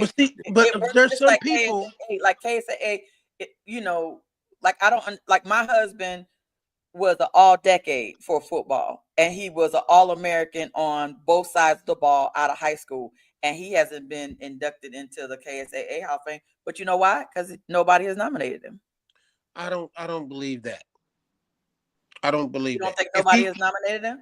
No, not that no one's but nominated. I don't think it mattered if he was nominated or not, because if he was All-American on both sides, see, those type of guys don't need to be nominated. They need to be in. They should just be in. You understand what I'm saying? Just and I'm not saying that the process. I see what you're saying. You're just saying that they should just be. So you're just saying forget about the process. I'm gonna call a name. I'm gonna call a name. Some people should just put in. Is that what you're saying? I'm gonna call it. I'm gonna say a name. I'm gonna say a name to you all. Okay. And both of you all know him. Mark Sweat. Yes. Mark Sweat knows Darnell Burton. Mr. Washington knows Darnell Burton. Okay. Cisco Bryant knows Darnell Burton. There's no way that he's supposed to be inducted into the Lexington Hall of Fame, LAASHOF Hall of Fame, the 4th round. No way. And I get that, but then there's also this perspective. If I felt like I was one of the top athletes in Lexington, I wouldn't care if I'm in the 10th, 15th, 20th. The fact that you even bring my name up and I'm in whenever I get in, I'm gonna be excited and I'm gonna be happy. It doesn't matter when I was the 4th or the 5th or the 1st or the 1st or the 10th or the 15th or the 30th. We're gonna see. I'm See, listening Terry, to you. we're gonna be different about this because it's an ego thing. But I get it. It's an ego thing. I get it. You're not gonna say it though. I'll say it. It's a man. It's a man thing. Okay. It's because when you know what you've done, and I get that, and everybody's known what you've done. Everybody knows what you've done. Yeah. For him to let me handle it because you don't want to. You're saying for him to be just now going in on the 4th round, he should have been in. For him to be first 2, at least. For his accolades, and for me to think that he's the second best player to ever come out of Lexington in basketball, right? That's wrong. I'm not saying it's wrong because he's in, and you have to. But come on, man, that's. And I've had this, and I try not to speak like I want to because I have a lot of respect for Mr. and Mrs. Jones, and it has nothing to do with them, but I just want to show them the utmost respect in what they're doing and all that. And I'm only saying one name, and it's only one name. I'm Darnell Burton. When you say his name in this city, he's automatically one of the top athletes that should have been. That part. Gotcha. And my point is, I don't understand why Mark Sweat or John Washington couldn't step up in that meeting and say, hold on, wait a minute. This man is in this time right now. Okay. And he doesn't need to be nominated because he's probably the top 5 basketball player ever. Because you got Bobby Washington. You got Mr. Jackson that went in last year. You got old school the one that shot one that just passed away. I'm sorry, I can't. Henry Bell. You have those guys, but he's right there in that. He's right there with them. Okay. Yeah, and that's the problem that I had at the beginning. Okay. And now that I've grown a little bit and I've been able to check it out a little bit and you know, and get a new perspective. A new perspective. I don't know about new perspective, but okay, a different perspective. Yeah, a different one. Yeah, but okay. I've come to relax my thought a little bit about it, and I'm good with the situation.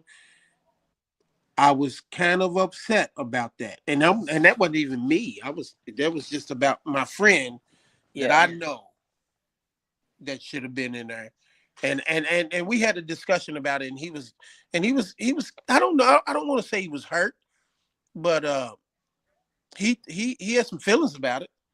He definitely had some feelings about it. And I can see if you felt like you were one of the best, and you were overlooked. I can see why you would have, why you would feel some type of way.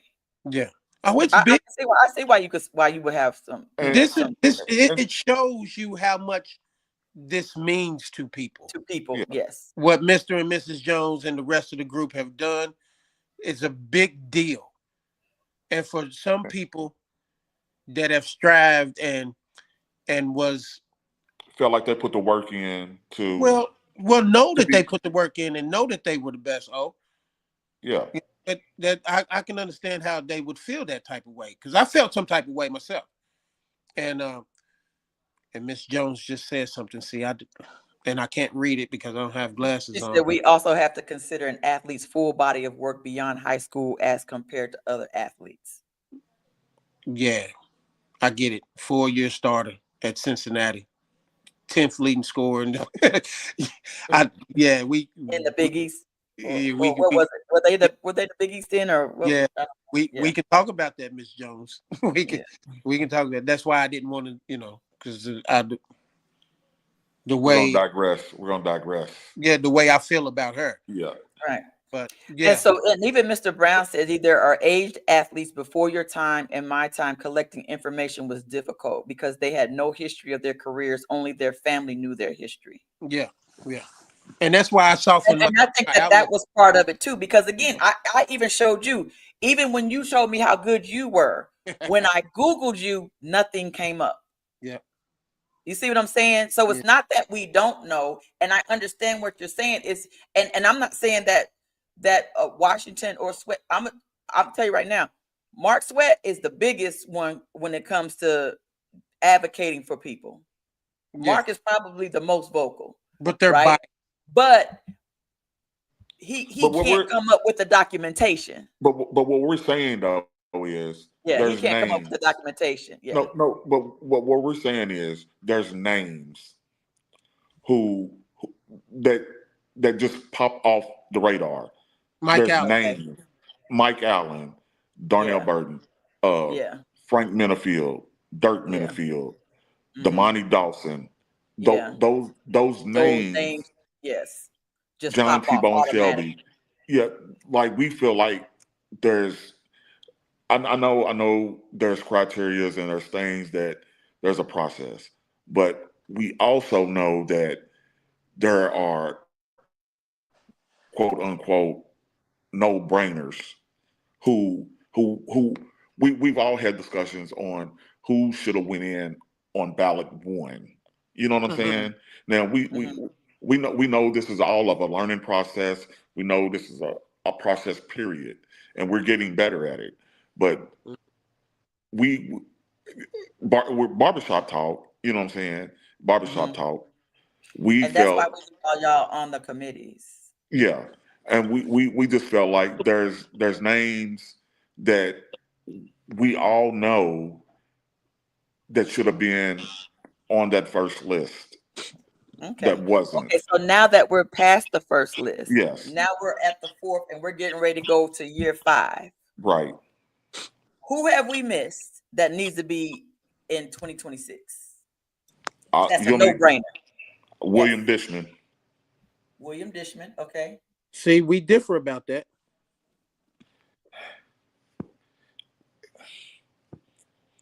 Dallas Owens. Who said Dallas Owens? A couple people brought up Dallas. Dallas Owens was the first black player out of Lexington to play at the University of Kentucky. Oh, geez. The first black what player? Football what? Player. Football player? Mm-hmm. To get recruited out of Lexington to play at the University of Kentucky. Is that Hall of Fame worthy? I think so. Okay, then. See, that's I wasn't right, really asking and somebody else's opinion might not think so. Yeah, which is probably really why his name hasn't come up before. You see what I'm saying? I wasn't really asking. I was just saying. Yeah. I want to hear your right. So everybody still has their different opinion on what they think is Hall of Fame worthy, as opposed to somebody else. When you're the first, I would say. You said, I agree with Gerald Smith. I think Gerald Smith should have been a shoe-in, but was not enshrined due to not being thought of. Who's Gerald Smith? Gerald Smith is he's like another. He reminds me of he's like a historian. Okay. He's like a Trumbo, like a Mr. Trumbo, somebody like that. That that is just it's a historian as far as trying to. The conversation that we're having now should be the conversation they're having in that room. Who is this? Oh, okay, he's this and he does that and he does that. Okay, now we can have a discussion about, is he a Hall of Famer? Right. Well, you said he's this and this and this. So you said William Dishman. Littleton says William Dishman is who motivated him to play at a high level at Bryant Station, and he said he was a baller. But just being a baller doesn't mean that you're a Hall of Fame. That you're a Hall of Famer. That's why I said that. But just because you're a baller don't mean you're a Hall of Famer, right? But Rod, we all know what William did. There's not been a player here in Lexington that had prominent Division I coaches walking the hallways trying to come and find this kid to come and play ball. Okay. Let's be honest. I'll give him or Tyrone Groves. Who gets in first? Huh? Him or Tyrone Groves? Who gets in first? Who'd you say, Tyrone Groves? Yeah. Yes. Tyrone Groves has a national championship at Georgetown. We had this discussion a few weeks ago. That's why I'm asking. Who gets in first? I got 4 names. Okay, give me some more. Who else? She's look. Oh, you see what she's 2026. doing over here? She's picking our brains over here and writing it down. Yeah. Nimbo Hammonds, Carlos Best. Barry Bowman.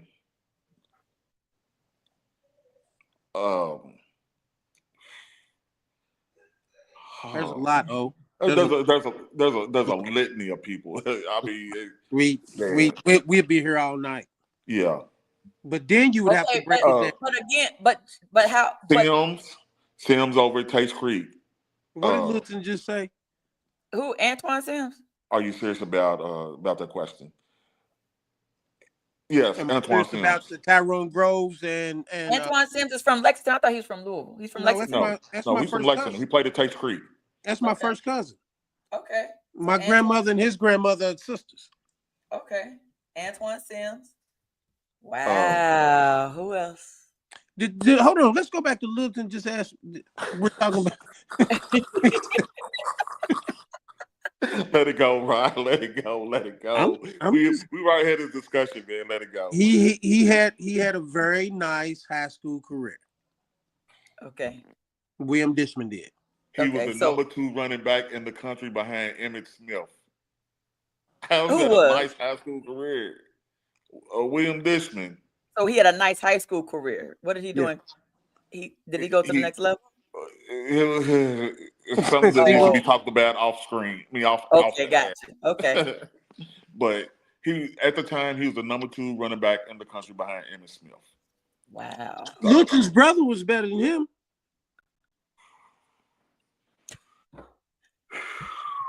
See, this is why this whole process. Do y'all understand why this whole process? It's a process. So yes. This is why the process is difficult, because when we sit together, everybody has their opinion on who they feel like is a Hall of Famer, and it ends up being a knockout drag out sometimes. Yeah, that's good, because which is a good thing, and we still love each other, and we become respectful, and then we all have to come to a conclusion, and then Mrs. Jones has to go through, and she spends hours upon hours with making sure that the documentation is correct and validated, and then we'll come back with new information with, okay, so this bio has gotten updated.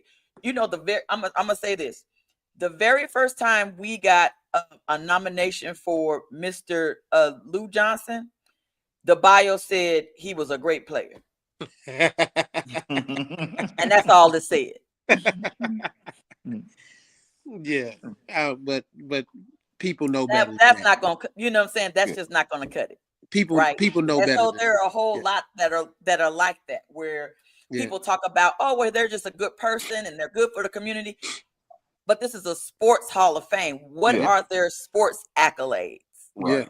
Yeah. You see what I'm saying? So that's where we kind of get into, where, we're looking at people, and then we're like, are we looking at their sports accolade, or we're looking at their community accolade? Because we do have where we could put people in as coaches, as support group, or officials. Referees, officials. Yes.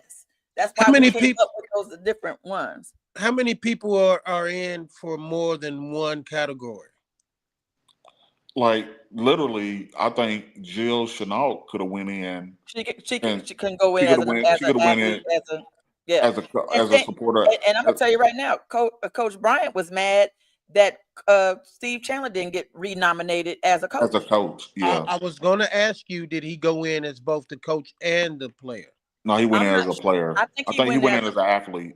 I think he went in as an athlete, and I don't think they acknowledged his coaching. But Coach when Bryant he's the best high school baseball coach, yes, he's the best high school baseball coach in the city. Yes, and so that was his argument, because and so then that's some of the things that we kind of have to sit back and talk about. Okay, do we need to redo the bylaws? Do we need to look at this? Or if somebody is like that, we need to make sure that we're recognizing them, or do they get nominated again later on? We're nominating the same people. That's just like Steve Miller got in twice. He got in on the team. On the team. And then he got in individually. You know what I'm saying? So he's got 2 jackets. Well, and Coach Bryant says that Coach Chandler should have went in both. Yeah, he definitely should. He's the only African American coach who has a state baseball championship as a coach. I Yeah. played on those teams. Yeah, we know. You ain't got to keep telling us. Yeah. Yeah. 89, 92. Well, yeah, we know. Yeah. Yeah. Big boy stuff. Yeah. And have those teams been nominated?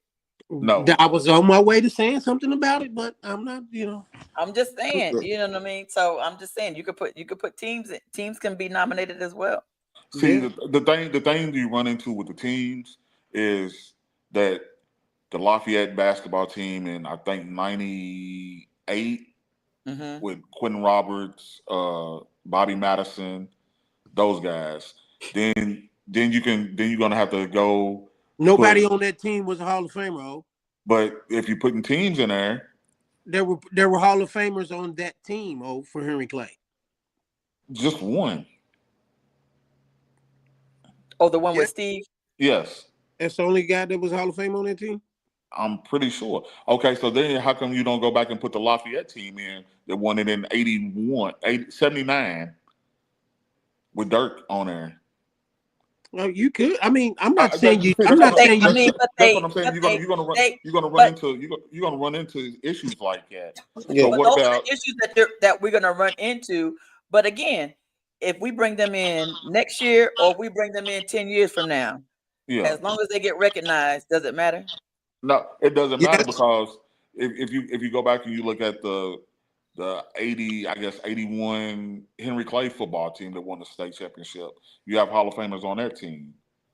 Okay. Miss Bryant. You see what I'm getting at? Miss Bryant, it all matters. And so they're gonna get nominated again. Yeah, they're gonna have a duel as a team. And I understand as a part of a team and as an individual. I do see that as you can't knock somebody for not being, because Mr. Bell, I think, is in for a team and also as an individual. And then I also think that Mr. Livesay, Charles Livesay, I think was as an individual and also as a part of the team. Yeah. Right. Because I think we've seen quite a bit of that, but we'll see. Mm-hmm. Well, I'm gonna have to get up. That's why we need. Okay, we'll let you go, but that's the reason why we need more people involved on the committee so that y'all can see how difficult this whole process is. I'm beginning to learn need that. As much help as possible. People that are knowledgeable of athletics, of African American athletics in Lexington. LAASHOF needs all the help that they can get. Yeah, well, I think LAASHOF is doing a great job, and they are. They really are. They really are. At the end of the day, when all said and done, fantastic job. A heck of a job. What was that last Alvin Brown just said? He was telling you about Gerald Smith because you was like, who was Gerald Smith? His resume is on sports, has reached national attention. Right. So Google Gerald Smith. Right. He's a professor over at Kentucky, and he's matter of fact, at our first one, he was the keynote speaker at the very first. Okay. Yeah. I was there for that. Yeah, I saw him. Mm-hmm. Yeah. But you got thank you. I'm young though, so. Yeah. Well, Terry, thank you for having me on. I appreciate it. It's always a great time when we get on here. It's always a good time. So thank you again, and if you need me again, you know my number. Don't hesitate to holler. Of course, we'll be. Yeah, you call us because your husband, he won't do it. He's back in the background listening. Yeah, y'all got to be on at least once or twice a year, if not more. I'll be getting y'all back on, and we'll chat it up again. But I appreciate y'all coming on. Of course, I can't wait to see y'all and hug y'all's neck on Saturday. Yes, ma'am. And we gotta get another picture together. And we gotta get another picture. Our picture together was the bomb. Yeah, definitely. That got 400 likes, right? Oh, I didn't see that. Yeah. Okay, thank you. What you say, 400? 400. All right, I'll talk to y'all later. All right, talk to you later. All right, my God. Oh. Yeah, we gotta go to work. Don't you gotta go to work? Or did he retire this year? Hey, I'm retired in May. I don't work. Well, everybody, thank y'all for coming on tonight. Hey, Of course, it's Scott, the can Hall you of hear Fame me? week. Yes, they can hear you, babe. Thank you for coming on. Dogs. Well, if I'm so much of a dog, I know I'm alum at UK, but I would like some parent tickets. All you gotta do is let us know. All you gotta do is let us know. Yeah, I'm pretty sure. No. Hey, Rod, let me know when they play a home game. Say, B. And how Can you many? give me 3 tickets? And then we'll see. My Yeah, my daughter desperately wants to go. My daughter She desperately wants to go. desperately wants to go to a game. Yes, we can get it done because Ty always communicate. Pops, you need tickets. Yeah. Yeah. Okay? She was on my case about it. She was on my case last No, last Rod, week. Yeah. The let me EKU, know. the last game. Yeah, because all her friends were there, and I don't really do football games because I get bored. Because it was soft. What do you say? He said because you was soft, and then he walked out. But anyway, I'll talk to him in person when I see him. Right. We'll see him. We'll see y'all Saturday. Yeah, but yeah, she wants to go to one of those games because I don't know why she wants to go to those games, but her Because little it's fun. yeah, they are fun. But her little friends, all the little volleyball girls and the track girls, they be going. And she said, "Dad, I need to get to the game." I'm like, "Okay, well, you Because didn't." all the fellas be at the games. I didn't want to say that, but I told her that. and recruits and Yeah, all the recruits are in and yeah. Because I'm gonna tell y'all right now, I want Ty to find him one of them little track girls. Cause listen, Yeah, jeans. jeans, We'll keep it there. Keep it real with the jeans, jeans. absolutely, yes. Oh, Mr. Brown said there's a critical station having so many inductees, but they had great athletes. But you got to think about how the dynamic of the city was when all of the black people were on a certain part of town. That's where everybody went to school until they started mixing y'all up, right? Is that how it Yeah, worked back in the is. day? It is. Then y'all started going to Lafayette and Henry Clay and We started going to Lafayette and Taste Creek. Tates Creek. Yeah, Okay, because Brand Station, Henry Clay, and Dunbar, they were always okay, full of athletes. Yeah. Okay. And I was kind of salty behind that because I didn't get to go to any of those schools, but I think Chandler, it turned out pretty decent at Lafayette. It did, didn't it? Yeah. Yeah. With Coach Chandler being there. Yep. It got me through a lot of things over there. Yeah. And Well, that's good. without him, Lord knows. Yeah, it was rough growing up at the time we were growing up and the places we were growing up. If you didn't have people like him, and that's why I think he should be nominated and put in again because as a coach. Well, as an influencer, coach, Or as a all of that. Yeah. He's the epitome of greatness in Lexington sports history. When you look up, if you look up anything, his face will probably should be on it because everything. He accomplished everything you could do. And Coach Chandler should have a statue up somewhere. Oh, definitely.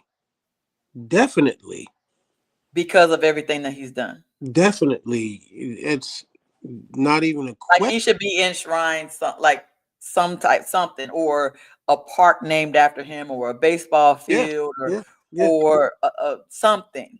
Yeah. Something. It should be Steve Chandler Field at Henry Clay. At Henry Clay? Yeah. And it should be a statue outside that and gate. It should be outside, yes. Outside. Well, it should just be a statue at Henry Clay. At Henry Clay. Yeah. Because he was, like I said, he's the only all three sport all-state guy in the history of Lexington. So if you want to get technical about it, he should have one downtown. If you want to get real about it, I mean, Dom Pusey is the only other athlete that's probably comparable. Yeah. Yeah. I mean, you got Hall of Famers in football. You have T in baseball. You have Frank and all those guys in football. I mean, you have a lot of guys, but Coach Chandler in 3 sports and also a coach. That's why I said best athlete. It's huge. Yeah. It's he's the man here.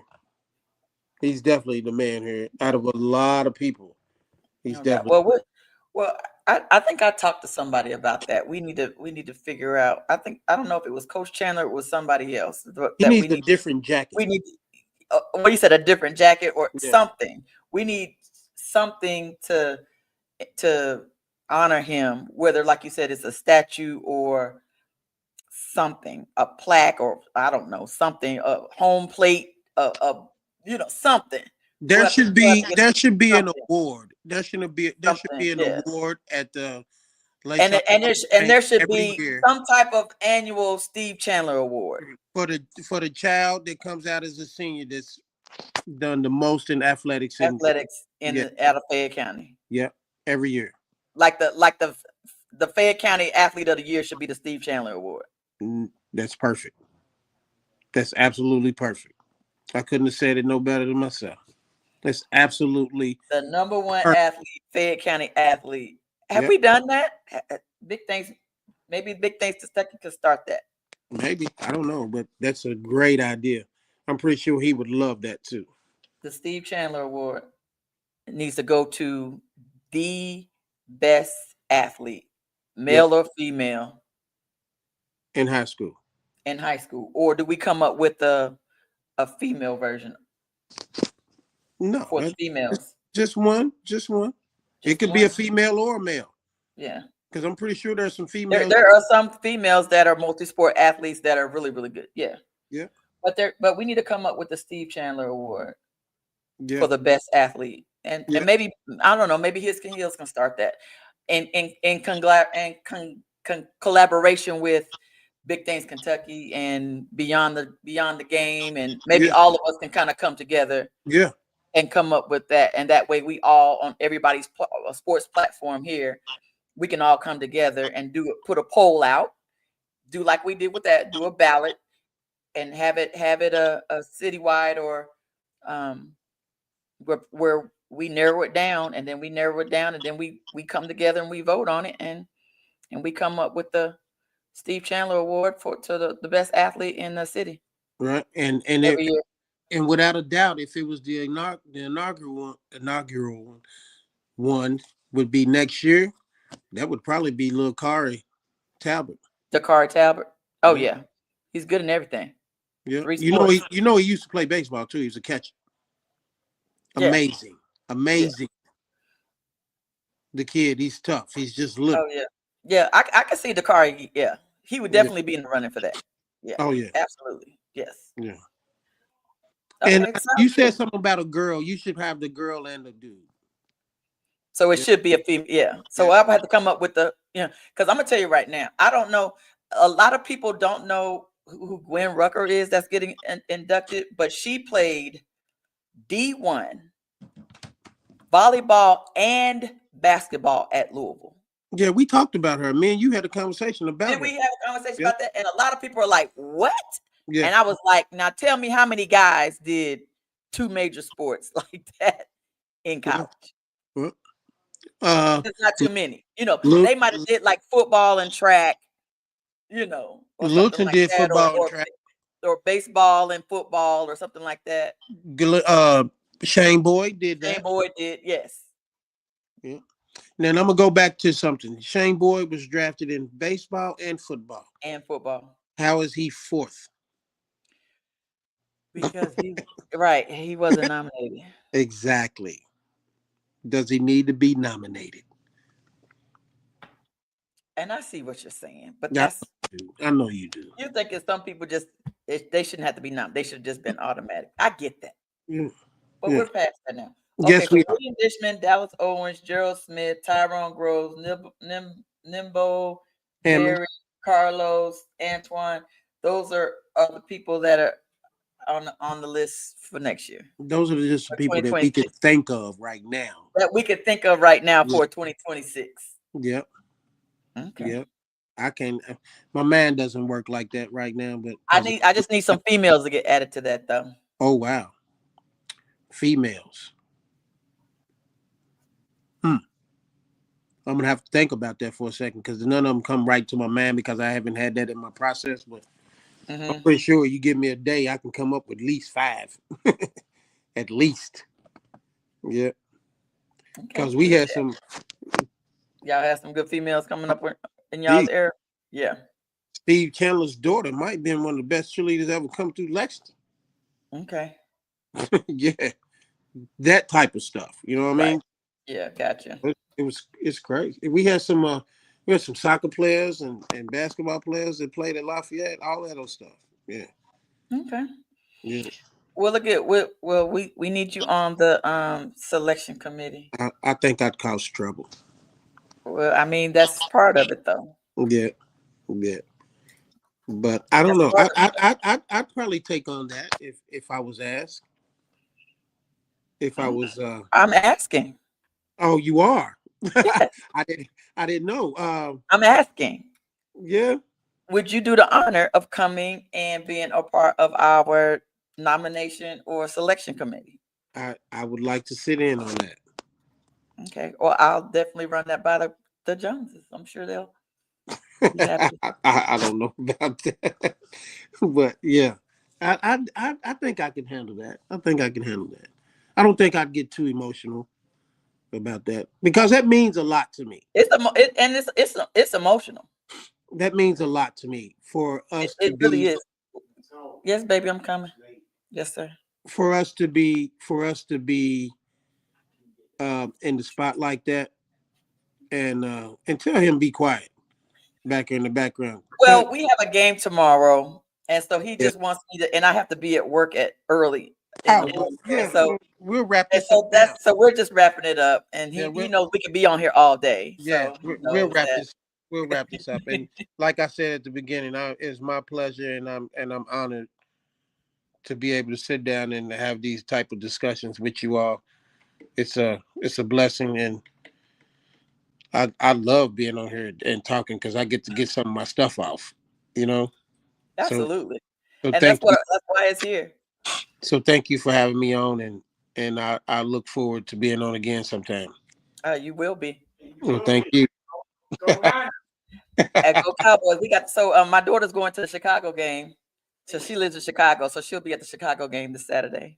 Tell him I got a hat for him if he wants. I mean this Sunday. Yeah. But I was hoping I could make it, but I was like, I know I'm gonna be exhausted from the gala. Yeah. Yeah. Tell him I've got a hat for him if he needs one.